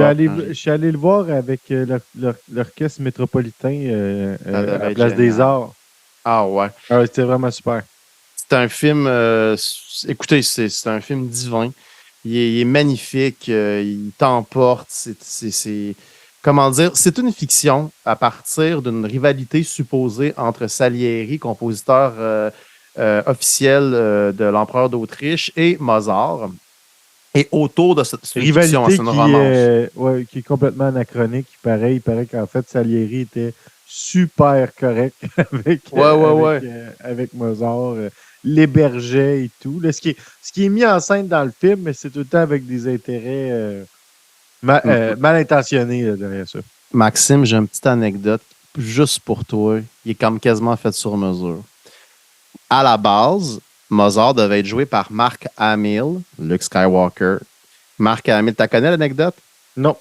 Dans le film Amadeus, il y a une contradiction dans le personnage, c'est que Dieu a déposé un talent tellement extraordinaire dans un être un peu un gobelin. Il est vraiment grossier, Mozart, dans le film. Puis il rit, là, je ne ferai pas le rire parce que je vais faire popper, là, mais il y a un rire vraiment pas bon. Strident et insupportable. Insupportable. Mark Hamill avait fait les auditions pour faire le film. Il avait préparé un rire spécial. Il n'a pas eu le rôle à cause, Luke Skywalker, Milos Forman ne voulait pas. Fait que ce rire-là, il l'a utilisé pour faire la voix du Joker dans la série Batman dont on parlait tantôt. Donc, le fameux Joker de Mark Hamill de la série a été créé en préparation du Amadeus de Milos Forman. Petite anecdote qui te ferait plaisir, je me suis dit. Merci. Un autre Mel Gibson, Braveheart. Écoutez, Braveheart, j'assume tout. Je l'écoute 3 fois par année. Des fois, je fais le ménage. Les anachronismes, on le sait. Il n'y avait pas de kilt à cette époque-là. C'est tout. J'assume tout. C'est tellement bon. La musique, c'est James Horner qui a fait la musique. J'écoute la soundtrack. La scène, je m'étends un peu. La scène, tout le monde l'a vu à peu près. Vous n'avez pas vu, écoutez, qu'est-ce que vous faites? Écoutez Braveheart, c'est extraordinaire. La scène où il se rend compte que il se fait trahir par la noblesse écossaise, Mel Gibson tombe par terre. Et dans son regard, tout le film se concentre en quelques secondes. Tu sais, la scène où il arrive pour tuer Robert de Bruce, puis là, il se rend compte que c'est lui. Là. Il tombe. Ses grands yeux bleus, ce grand guerrier effondré. Écoute, c'est magnifique. C'est tellement du grand jeu. Braveheart, j'assume tout. Là, Maxime, j'ai été gentil parce que j'ai pas mis Eyes Wide Shut dans mes préférés pour Kubrick parce qu'on va avoir bien des affaires à se dire là-dessus. Mais j'ai mis Barry Lyndon, le film d'un génie qui s'ennuie. C'est un preview, mais moi, il y a un film de Kubrick que je n'aime pas jusqu'à preuve du contraire, mais vraiment, là, je le trouve moins bon que les autres. Là. Je l'aime pas. Je l'aime pas. Et moi, Eyes Wide Shut avec Barry Lyndon, c'est mes Kubrick préférés. Donc ça va être quand même quelque chose. Mais je souscris à 100% à Barry Lyndon. Je trouve que c'est une œuvre géniale. Peut-être son masterpiece sur le point de vue du style, de l'effort, etc. Peut-être son masterpiece. Sûrement que les gens le connaissent déjà, mais il me faut dire l'anecdote parce qu'il y a des gens qui ne le connaissent pas, puis c'est quand même une anecdote trop cool. La lumière dans Barry Lyndon, Kubrick voulait une lumière naturelle. Donc, ils ont pris des grosses chandelles. Sauf que pour la petite information, au cinéma, un plateau éclairé juste avec des lumières naturelles, ça ne le fait pas. Il faut les booster. Et Stanley Kubrick ne voulait pas faire ça. Alors, qu'est-ce qu'il a fait selon vous? Il a appelé la NASA pour leur demander une lentille spécialement préparée pour le satellite Hubble, je pense, ou quelque chose comme ça. Et la NASA, qu'est-ce qu'ils ont dit? Ils ont dit oui, parce que c'est Stanley fucking Kubrick. Donc, si ce que vous voyez dans les images de Barry Lyndon, c'est de l'éclairage aux chandelles. Et si ça ressort aussi bien, c'est parce qu'il a été pogné une technologie de la NASA. La scène la plus incroyable de ça, c'est ils sont dans une tente à un moment donné. Je pense que quand il fait semblant d'être un soldat prusse, il me semble. Puis c'est 100% juste éclairé à la chandelle. Et c'est incroyable à voir. C'est incroyable à voir. Il faut avoir déjà été éclairé uniquement à la chandelle pour savoir que la lumière est parfaite. On s'y croirait. Tu regardes l'écran, puis on s'y croirait. Ah ouais, puis tous des grands fantômes. Puis il y a un lien entre la Passion du Christ qui met vivant des Caravages, puis celui-là qui met vivant des grands peintres romantiques, peut-être 16, 17e. Extraordinaire film. Et je vais terminer avec un autre film de guerre, de cette pourriture de Roman Polanski, c'est-à-dire Le Pianiste. Le Pianiste qui nous a fait découvrir Adrian Brody, le pianiste qui a pu remettre Chopin au goût du jour pour toute une génération qui a découvert Chopin à travers ça. C'est un grand film. Le plan, là, tu sais, quand il est dans l'hôpital, là, il est tout blessé, il saute, puis la caméra fait le sort du champ en se déplaçant, elle monte, puis là, on voit Cracovie complètement il y a une perspective qui se perd parce que les buildings détruits se perdent à l'horizon sans fin. J'ai dit Cracovie ou c'est Varsovie dans le film? Excuse-moi, c'est niaiseux, j'ai l'air de ne pas connaître mon affaire. Bref, une ville polonaise triste, grise et occupée par les Allemands. C'est assez large comme définition, mais c'est quand même pas mal. C'est quand même pas mal. Alors, ça termine. Écoute, est-ce que je parle? Voilà, ça fait le tour des 10 films qui ont flatté ma subjectivité, mon Maxime. Ben, écoute, c'est une liste avec laquelle je partage plein de choses. J'ai réagi plein de fois. Bon, qu'est-ce que je pourrais commenter? Tabarouette, c'est sûr qu'on n'a pas grand-chose à dire aujourd'hui, là, parce que, comme on disait, c'est la journée facile. C'est la rentrée. Oui, exactement. C'est la journée facile. Écoute, Barry Lyndon, probablement à mon avis, tout de suite après Doctor Strangelove, le deuxième meilleur film de Kubrick. Fait que je peux pas être plus d'accord avec toi là-dessus qu'il mérite sa place sur une telle liste, Dominique. Franchement, non, bravo. On y va, les hommes, les mentions honorables, les films. Ouais. Les films en terminale, les films on se dit, voyons, comment ça se fait que ce film-là je suis jamais capable de le placer dans une liste. Donc, les voici. Pour moi, le premier, c'est vraiment difficile, mais parce à quel point Jurassic Park. On parle de film qui a changé le cours de l'histoire du cinéma. Je pense que tout le monde va reconnaître l'impact incroyable, surtout sur la gestion des effets spéciaux au cinéma, l'impact qu'a eu Jurassic Park sur l'histoire du cinéma.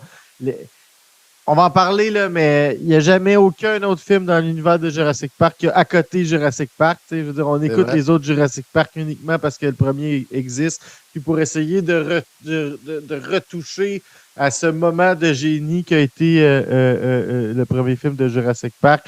Bref, pour toutes ces raisons-là, Jurassic Park, dans mes mentions honorables. Forrest Gump, un autre film du bon vieux Robert Zemeckis, même réalisateur que Back to the Future. D'ailleurs, Forrest Gump, c'est juste magnifique, c'est juste tellement bon, c'est juste tellement attachant.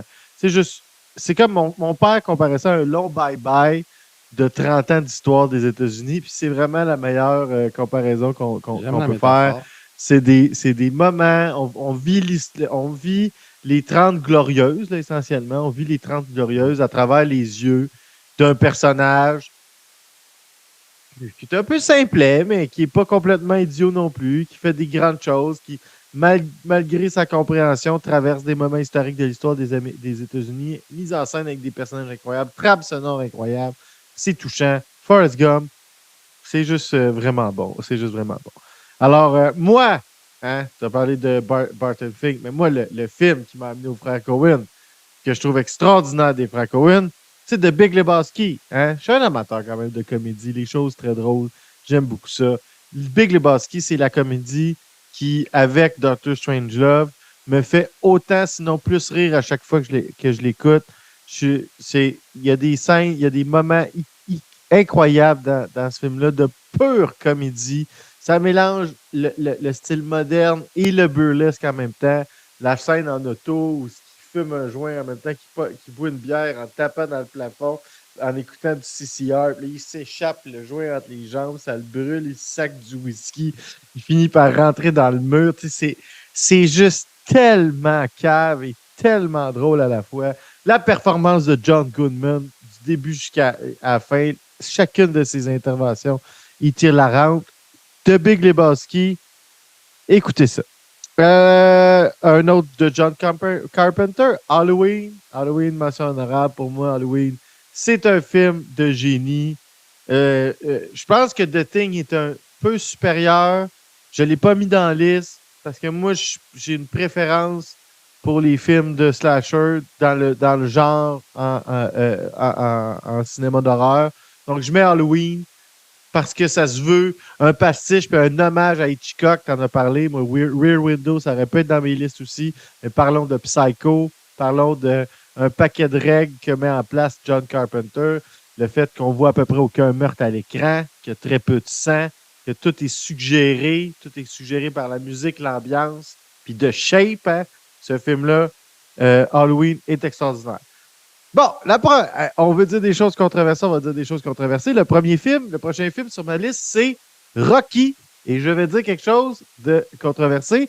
Pour moi, le résultat des Oscars de 76 n'est pas une erreur. Je pense que le bon film a gagné meilleur film cette année-là. Je pense que Rocky est, malgré le fait que j'aime Taxi Driver, j'aime Martin Scorsese, je pense que Rocky est, overall, un meilleur film que Taxi Driver. Je pense que c'est un scénario qui est plus efficace. Je pense que c'est tourné avec un grain, une approche de Philadelphie, ville ouvrière, dans les années 70, qui est extraordinaire. Je pense que Carl Weathers joue une espèce de pseudo-Mohamed Ali hyper crédible. Non, pas vrai, je pense que le fait aussi, on parlait d'anticlimax, ben, on pense tous que Rocky va gagner à la fin du film. Il gagne pas à la fin du film, mais à quelque part, il gagne parce que lui, ce qu'il voulait, c'était going the distance. C'est l'ultimate underdog movie. Pour moi, Rocky, c'est un film que j'écoute souvent, que j'aime toujours écouter, que j'ai beaucoup de plaisir. Puis je pense que c'est, à quelque part, à mon avis, de manière plus complète que Taxi Driver, qui est un grand film aussi, qui a eu un grand impact, mais je pense que cette année-là, les Oscars avaient raison. Je ne peux pas laisser Dominique ne pas commenter. Il est en train d'avoir la danse de Saint-Guy sur sa chaise. Vas-y, je vais reprendre ma liste après. Bon, mais écoute, je dois commencer en disant les mêmes choses que toi. Oui, Rocky, oui, bien sûr. Oui, c'est un bon film. C'est un film sur la classe ouvrière et tout. Écoute, moi, je suis bon joueur. Hein. Moi, personnellement, quand les frères Coen ont gagné l'Oscar pour No Country for Old Men, alors que c'était There Will Be Blood qui le méritait, j'ai été choqué. J'ai vécu ça. J'étais pas là. Je suis trop jeune. Au moment où c'est arrivé, bon, cette lutte Rocky, Taxi Driver. Mais je suis pas mal certain que par temps interposé, c'est le même sentiment que ça l'a pu offrir. Il y a quelque chose aussi qui s'allait cristalliser dans la compétition Cannes versus les Oscars. Je pense que ça l'a juste un petit peu comme camper les gens dans leur position là-dessus. Moi, personnellement, je pense que l'Oscar, évidemment, devait aller à Taxi Driver. En enlevant rien à Rocky, tu sais, mais comment je dirais, c'est que c'est les mêmes thèmes. C'est ça qui est dur à dire. C'est des films qui se ressemblent à quelque part. C'est les mêmes thèmes. Je veux dire, dans Taxi Driver, on suit quoi? Un gars qui a fait l'armée, le Vietnam, tombe dans une ville complètement décadente, chaotique. On est dans la même ambiance de violence sociale dans Rocky. C'est que dans Taxi Driver, on suit l'anti-Rocky. Les deux films finissent en anti-climax. C'est deux films qui ont un certain niveau de tragédie, probablement moins pire. Moi, je vais te dire une chose. Pourquoi? La fin de Taxi Driver, spoiler alert, c'est une fin ouverte. Moi, je pense que les meilleurs scénarios, les meilleures créations narratives se concluent avec des fins ouvertes. Ah, la fin de Rocky aussi, c'est une fin ouverte, Dominique. Non, mais le premier film, là. Si tu veux. Ouais, mais Max, ce que je veux dire, c'est que la fin de Taxi Driver, c'est pas vrai. Il écrit pas à la fille à la fin. Tout ça n'existe pas. Il s'en sort pas comme un héros. À la fin, il arrive, bon, écoutez, spoiler alert, le personnage perd la raison, il veut faire un attentat, il réussit pas à le faire, il se rabat sur des gens de sa condition sociale, il fait un massacre. Ça coupe là. La police arrive, il est blessé à mort. Ça coupe là. Après ça, on panne sur des extraits de journaux qui parlent qu'il est héroïque, qu'il a tué des criminels, libéré une jeune fille. On entend en voix off la famille de la jeune fille qui était prise dans un trafic sexuel. C'est dans King of Comedy, là. Tu sais pas. Exactement. Mais tout ça, on peut très bien se dire, c'est un happy ending, ou tout ça peut très bien être le délire d'un homme démoli qui s'en va à la peine. On peut faire ce qu'on veut. Moi, c'est vraiment la question de la fin ouverte qui a tranché là-dedans. Avec tout l'amour que j'ai pour Rocky, je trouve que c'est des films extrêmement complémentaires, mais c'est une observation narrative de ma part. C'est pas quand je dis les meilleures fins sont ouvertes, c'est pas une règle que je donne. c'est une observation que je vois.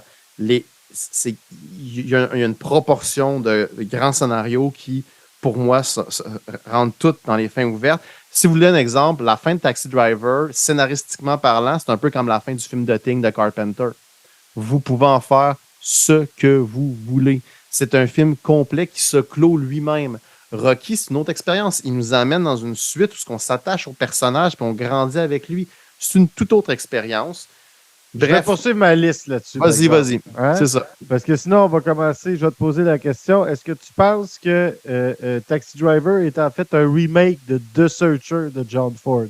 Puis là, Max, continue ta liste. Ouais, continue ta liste. Bon, Premier bref, épisode, Maxime, laisse-nous une chance. Ça va trop loin. Prochain film. Dom a cette pourriture de Polanski dans ses réalisateurs qu'il aime beaucoup, malgré le fait que c'est une personnalité controversée. Et moi, j'ai ce vieil imbécile de Clint Eastwood qui est un vieux conservateur un peu fou aujourd'hui, mais qui fait encore des... Pour vrai, vous irez voir Crime Macho, son dernier film, c'était vraiment super bon. Quel âge? Puis, un de mes films, moi, qui est il est 93 ans, pour vrai, c'est exceptionnel quand même. Mais Dirty Harry. Donc, Dirty Harry, un film de 71, qui a amené Clint Eastwood au cinéma américain, parce qu'il est parti de la télé vers le cinéma italien. C'est Dirty Harry qui en a fait une star de cinéma américaine. C'est un paquet d'affaires que j'aime pas, Dirty Harry. C'est la corruption dans la police, l'abus de pouvoir, c'est la brutalité policière, mais c'est ce qui est intéressant, c'est le dilemme éthique dans lequel ce film-là nous met. C'est-à-dire, ça nous met avec un... Et puis ça réussit juste dans le premier. Il y a vraiment juste dans le premier Dirty Harry que ça réussit. C'est-à-dire, le tueur est tellement angoissant et incontrôlable qu'à un moment donné, tu te la poses vraiment la question. Ouais, ça va prendre quelqu'un pour l'arrêter. Comme le film te fait vraiment dans une situation où tu te dis ouais, ça va te prendre quelqu'un pour l'arrêter. Puis c'est ça le débat éthique, c'est ça la dichotomie qu'on voit dans ce film-là. Puis après ça, c'est la réalisation, puis c'est le jeu incroyable de Clint Eastwood. Incroyable de Clint Eastwood. Je veux dire, pour vrai, c'est iconique, là, cette scène-là. C'est le meilleur échange entre deux personnages. Là, quand il dit I know what you think. You think did he shot 5 or 6 times? I must be honest, in all that chaos, I didn't count myself. The only question you have to ask yourself is, do I feel lucky? Il regarde. So do ya, punk? C'est juste incroyable, cette affaire-là. C'est juste incroyable. T'es tellement mis dans la position du criminel qui fait comme genre. C'est sûr que j'aurais jamais essayé de toucher. Tout est tellement parfait dans ce dialogue-là. Dirty Harry, assurément sur ma liste. Once Upon a Time in Hollywood, qui est un film hyper niché. Je comprends pour tous ceux qui n'ont pas le niveau d'intérêt pour l'histoire du cinéma que moi, Dominique, on peut avoir. Il n'est jamais trop tard, d'ailleurs. Genre, nous autres, on a un message complètement anti-snob. Écoutez des films, que vous soyez débutant, commencez aujourd'hui, on s'en fout. Mais il faut l'honnête, faut le reconnaître. Pour quelqu'un comme moi, c'est un cadeau, Once Upon a Time. Ouais, c'est du nanan. Ce que je veux dire, c'est que moi, j'ai passé mon visionnement complet au cinéma à juste comme avoir des exclamations de « Ah! Il a fait ça! Ah! Oh mon Dieu! Hey, ça, c'est comme dans... Puis ça, c'est The Great Escape! Puis ça, c'est Wanted! » Puis moi, j'avais évidemment toutes les émissions qui sont en référence dans ce film-là. J'ai les ai en DVD à la maison. Je veux dire, ce film-là... Puis inversement, toute la façon dont ça déconstruit l'histoire de la famille Manson, comment ça joue avec les codes du suspense à la Hitchcock, mais qui se termine tout le temps en queue de poisson. Dominique avait dit à la sortie de ce film-là, je vais te citer, c'est le nouveau roi du suspense, puis je pense que tu avais raison. Ce film-là est un de mes meilleurs films et certainement mon deuxième film préféré de tous les temps de Quentin Tarantino, Once Upon a Time in Hollywood. Pour un cinéphile, pour moi, c'est l'ultime film de cinéphile de tous les temps, c'est Once Upon a Time in Hollywood. Et si vous n'avez pas encore l'encyclopédique regard de mon ami Max, c'est pas grave. C'est un film à plusieurs niveaux de lecture. Vous allez avoir du fun. C'est tout. Mais je comprends le monde que ça a gossé. Je comprends le monde que ça a gossé d'être aussi niché dans certaines références, mais je pense que c'est après. Moi aussi, je pense qu'Overall, c'était appréciable aussi. On continue avec un remake. Un remake qui est dans ma liste de mentions honorables, The Magnificent Seven. remake du film de génie Seven Samurai de Kurosawa. Sweet Spot pour la version la première version américaine avec Yul Brynner, avec Steve McQueen. Encore une fois, un film choral ou un film ensemble où c'est pas vraiment, il n'y a pas vraiment de personnage principal. L'équipe est le personnage principal. Il y a James, il y a, voyons, comment est-ce qu'il s'appelait? Là? Voyons, il est dans What's Up on a Time in the West aussi. Là. Aide-moi, Dominique. Death Wish. Là, voyons, Charles Bronson est là-dedans. Bronson, ouais. Charles Bronson est là-dedans. Elle a dit la moustache. James Coburn est là-dedans. Bref, c'est la même histoire que Seven Samurai. Donc, c'est une ville qui se fait harceler par un bandito qui est joué incroyablement bien par Eli Wallach. D'ailleurs, engage 7 mercenaires pour un prix dérisoire pour venir les défendre. Les scènes de combat sont incroyables. Pour The Magnificent Seven, la trame sonore, c'est iconique. Ça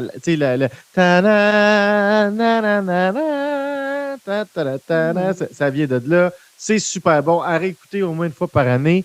Il fallait bien, pour notre amour du Seigneur des Anneaux en général, de l'univers de Tolkien, on va parler du Retour du Roi, hein? Return of the King.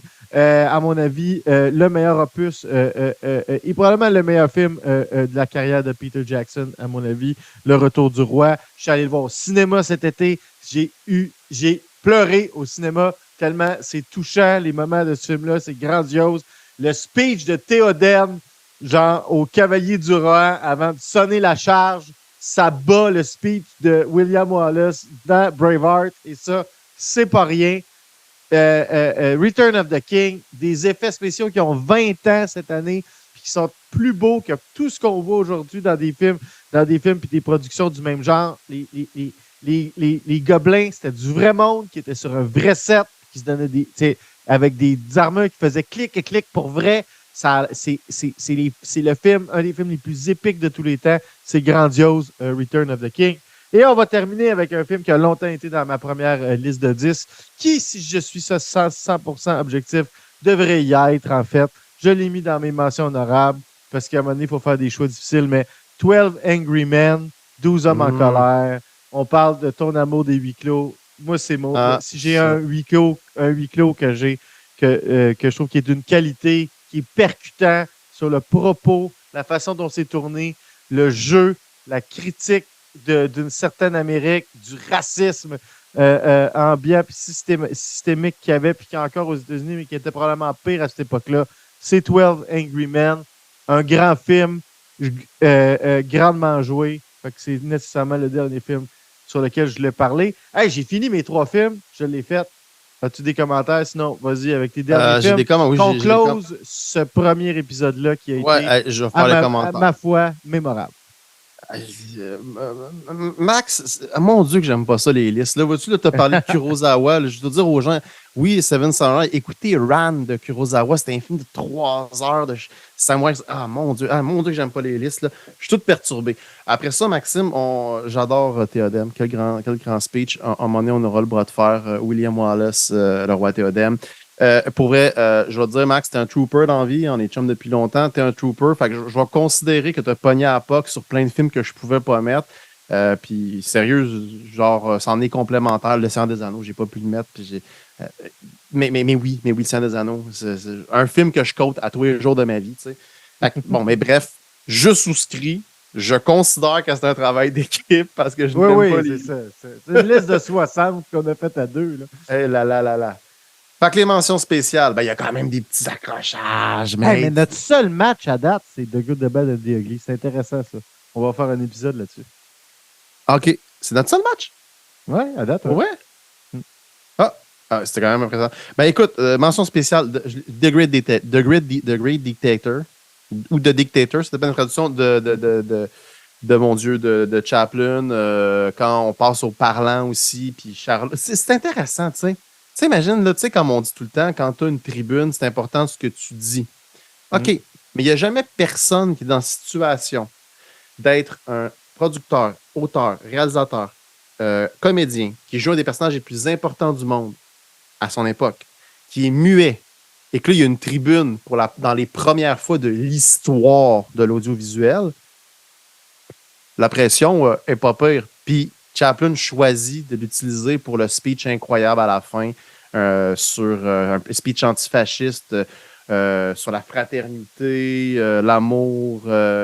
Il compte à un moment donné l'évangile de Saint-Luc, il dénonce le fascisme montant, il en appelle au socialisme. Puis, alors, c'est un choix politique, c'est un choix philosophique parce qu'il ne voulait pas Chaplin, tu sais, passer au parlant. Fait que gardez ça en tête quand on écoute ce speech-là. C'est le choix d'un homme qui a marqué l'histoire.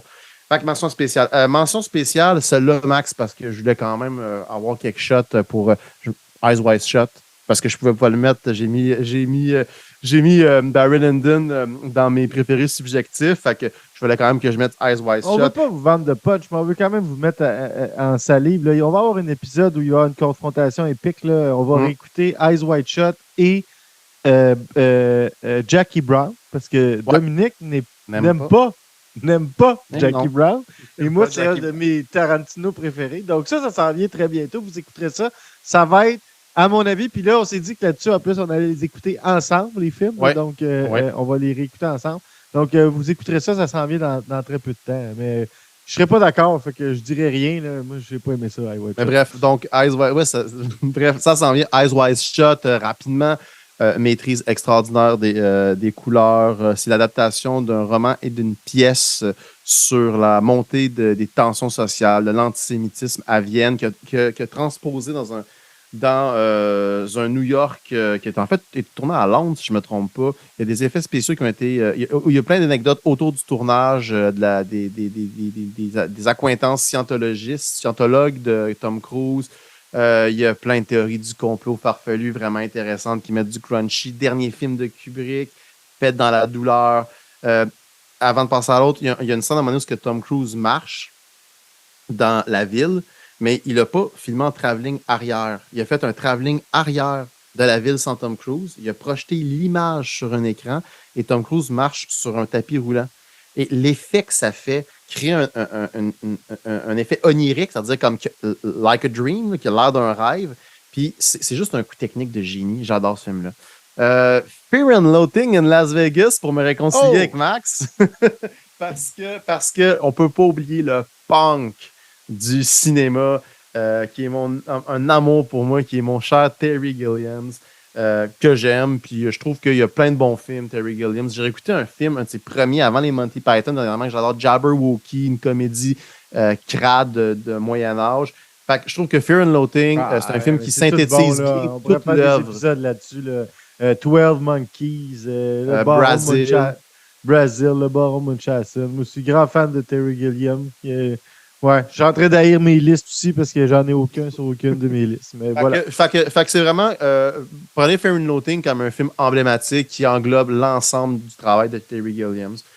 J'ai mis The Big Lebowski, deuxième match. Oh, 2 matchs! 2 matchs, parce que The Big Lebowski... en fait, je ne vais pas rester longtemps dessus. La scène que Max a parlé tantôt, je trouve que c'est à se pisser dessus. We Believe in Nothing, Lebowski. En passant, un de mes films, qui aurait pu de mention spéciale, mes films fantastiques préférés, je ne l'ai pas mis, mais c'est Conan le Barbare de George Méliès. George Méliès, qui est un super grand artiste, mais qui est vraiment un réactionnaire délirant. On aime beaucoup de cinéastes de droite, Maxime. Délirant, genre. Et puis il est vraiment là, il est pro-armes, anticommuniste, tout. Il y a des gros clashs. C'est un grand artiste, mais il est tellement spécial que les frères Coen, ils ont utilisé George Méliès pour créer le personnage que Max nous parlait tantôt de John Goodman. Donc, le personnage de John Goodman... De Walter, en fait, c'est une copie conforme du réalisateur de Conan le Barbare, George Méliès, film que j'adore. Une de mes répliques préférées. Puis à toutes les fois que je peux, je la place quand je trouve quelqu'un qui dit quelque chose de désagréable ou qui dit quelque chose que je suis genre comme... J'ai même pas le temps à perdre à discuter avec toi. Well, this is like... Your opinion, man. You lose the war, Lebowski! Oh oui, puis faut que j'ajoute encore. Tantôt, Max, tu parlais, on parlait que le contrat était déjà signé. Mon Dieu, The Dude, un des personnages les plus iconiques à partir des années 90 jusqu'à aujourd'hui. Il n'y a pas d'explication, jamais, là. La mise en scène... Un peu à travers la narration de mais Sam Elliott à la fin du film, là. Ouais, mais tu sais, je veux dire, comme, il met pas des cailles sur le fait que c'est un ex-militant devenu comme genre un Ben, c'est un baba. ex-roadie. C'est un ex-roadie Ouais, c'est ça, mais. de vedette de rock, puis etc. Ok, Mais c'est vrai que tu comprends tout le personnage en 1 seconde. C'est quand tu le vois faire un chèque de 1 pièce. Ouais, ah, ça, c'est génial. Puis qui est en robe de chambre, puis qu'il a goûté à toutes les peignes de lait, puis il fait attendre tout le monde en file, puis il paye avec un chèque d'1 pièce. Là. Cette scène-là, genre, c'est du génie mise en scène. Tu sais, Max, je m'excuse, il faut que je m'étende sur on peut pas parler de Big Lebowski. Un équivalent du Big Lebowski en mise en scène, il y a un petit film anglais super intéressant qui ressemble à American Splendor qui s'appelle Whitnell and I. Dans ce film-là, écoutez-le, dans ce film-là, il y a un pusher. Puis ce pusher-là, le réalisateur de Wayne's World 2 l'a tellement aimé qu'il a demandé tu peux-tu venir jouer le même personnage qui est le roadie qui dit genre que Keith Richards dort la tête en bas. Fait qu'il a dit c'est trop bon, mets-le comme ça. Puis ce genre de personnage-là, qui porte à lui seul une ambiance, puis qui modèle à lui seul une mise en scène un peu But comme. Ozzy got his Eminem and he did a great show that night. Tu sais, je trouve que The Dude, on est dans le même univers. Ouais. C'est-à-dire, c'est des personnages t'embarquent complètement. Bref. As-tu écouté The Jesus Roll, qui est comme le spin-off qui a été fait par John Turturro? Non, j'ai pas vu ça. C'est fucked up. C'est comme un remake d'un film français sur une espèce d'idylle sexuelle. En tout cas, c'est bizarre, on en reparlera, mais il y a des moments drôles, là, mais c'est un film étrange. C'est vraiment un film étrange. Ça s'appelle Jesus Roll. C'est vraiment le personnage de Jesus là, dans le premier. Ça va être quelque chose à donner une deuxième chance. On réécoutera ce film-là. Ça va donner sa deuxième chance. Je te laisse finir. It's a date, oui, vite. Jurassic Park, même chose que toi. Un autre match. Un autre match. Sinon, tu aurais été d'accord, mais pour la suite du monde, écoutez. Absolument. C'est un film magnifique. Pierre Perrault, c'est probablement le plus grand cinéaste québécois. Pour la suite du monde, rapidement, c'est un film sur c'est un film anthropologique. Il a même gagné un prix en anthropologie. C'est le seul film québécois qui a été nominé à Cannes. On n'a pas gagné, mais c'est un film québécois. Dans le fond, c'est des jeunes pêcheurs en 1962 à l'île aux Coudres qui veulent repartir la pêche aux marsouins que les Autochtones, les Premières Nations, avaient appris aux colons français, puis que les vieux se demandent s'ils doivent transmettre ça. Là, c'est tourné en bobine, c'est magnifique, Pierre Perrault, il y a un cadrage extraordinaire. La direction, il y a Pierre Dosti là-dedans, il y a Michel Brault qui travaille sa direction photo, le cadrage. Ils ont créé le cinéma québécois. Ce film-là est incroyable. Vous devez voir ce film-là. C'est gratuit sur Internet. C'est un film qui parle de la transmission. C'est un film. C'est magnifique. C'est magnifique. Écoutez ça. Pour la suite du monde. Sinon, il y a 2 Woody Allen que j'ai mis. J'ai mis Manhattan. Et parce que, bon, c'est assez convenu que c'est un grand Woody Allen. Et puis, j'ai mis Anna et ses sœurs, qui est un de mes Woody Allen favoris. Je l'aime vraiment beaucoup. Il y a, mon Dieu, la princesse Leia, son nom m'échappe, la comédienne. Carrie Fisher qui joue dedans avec Michael Caine. Super Michael Caine qui a annoncé sa retraite cette semaine. On va le regretter quand même. Je suis un bon fan de Michael Caine. On lui pardonne Jaws 3, mais pour le reste, c'est une grande. C'est une grande. Le requin qui arrive dans une baie vitrée de vraiment loin. L'idée était bonne, mais l'effet est dégueulasse. Oui, exact. Et pour terminer, j'ai mis Le confort et l'indifférence. Autre film québécois, rapidement, c'est. Oui. Denis Arcand, va tourner avec des équipes à son meilleur. Denis Arcand à son meilleur. Ouais, c'est ça. On est dans le meilleur de Denis Arcand. C'est après ce film-là qu'il est devenu le grand cynique qu'il est, semble-t-il. Avec des équipes pendant 1 an ou 2, il a filmé l'avant, l'après et le pendant le référendum de 1980 et il fait analyser ça par un comédien qui met en scène le Nicolas Machiavel. Qui, à travers des extraits du Prince, c'est mais pas seulement le Prince, là, aussi ses écrits républicains aussi, là, ça reprend Machiavel de manière assez large, là, ça fait pas seulement référence au Prince, là. C'est sûr que le Prince c'est son œuvre la plus connue, mais ça ratisse quand même assez large. Toutes les bouts sur le réformateur, là, c'est pas tiré du Prince, c'est tiré, pas dans le Prince, c'est écrit sur la République. OK. Ouais, exact. Bon, ben, puis ça fait longtemps. Moi, ça m'avait donné. J'avais lu. Le Prince, je l'avais déjà lu au cégep, mais j'avais lu d'autres écrits. Je pense que tu parles à cause que j'ai écouté le film de Denis Arcand. Je trouve ça vraiment. C'est un concept génial. C'est un film pas politique, c'est un film méta-politique. Vous allez l'écouter 2-3 fois, puis à chaque fois que je vais changer d'opinion. Incroyable film. J'ai mis Max Flew Over the Cuckoo Nest. Ah, ben oui. Ouais. Si j'avais pu en mettre plus que 10 sur ma troisième. Non, t'es complètement d'accord. C'est incroyable, ce film-là. Et c'est sur Flew Over the Cuckoo Nest que je conclue ma liste. Eh oui, c'est avec un coussin dans le visage et puis une abreuvoir qu'on lance à travers une fenêtre que se termine ce premier épisode de Ciné Rédemption. Maintenant, vous nous connaissez. Vous savez un peu c'est quoi un peu notre univers cinématographique. Vous avez vu un peu c'est quoi nos préférences. Il va y en avoir d'autres, hein, des épisodes comme ça. C'était la dernière fois qu'on vous fait 3 listes de 10. Les prochaines fois, ça va probablement être des listes de 5. Mais là, vu qu'on était dans les grandes révélations, le grand dévoilement de qui on est, de qui on va être.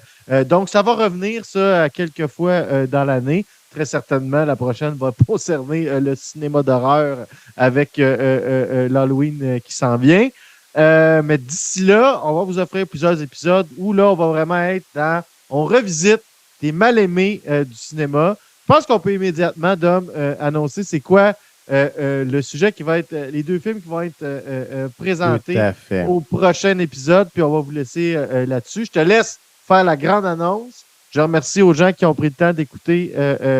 Si vous aimez, laissez-nous des commentaires, envoyez-nous des messages, vous avez des suggestions de films. On est preneurs aussi. Donc, voilà. Vas-y, Dominique, termine ça avec les 2 films.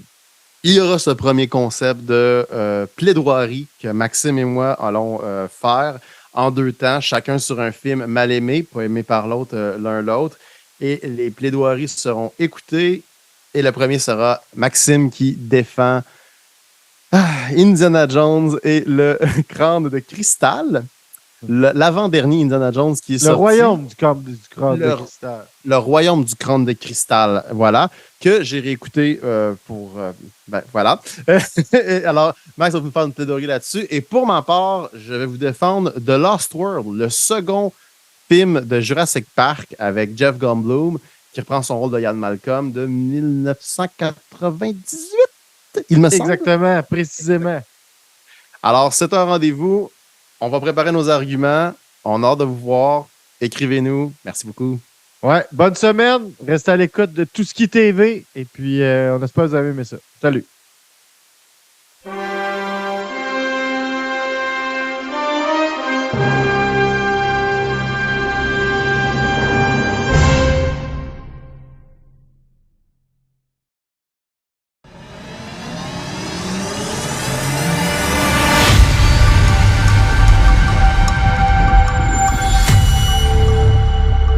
Tout ce qui est TV sur Twitch.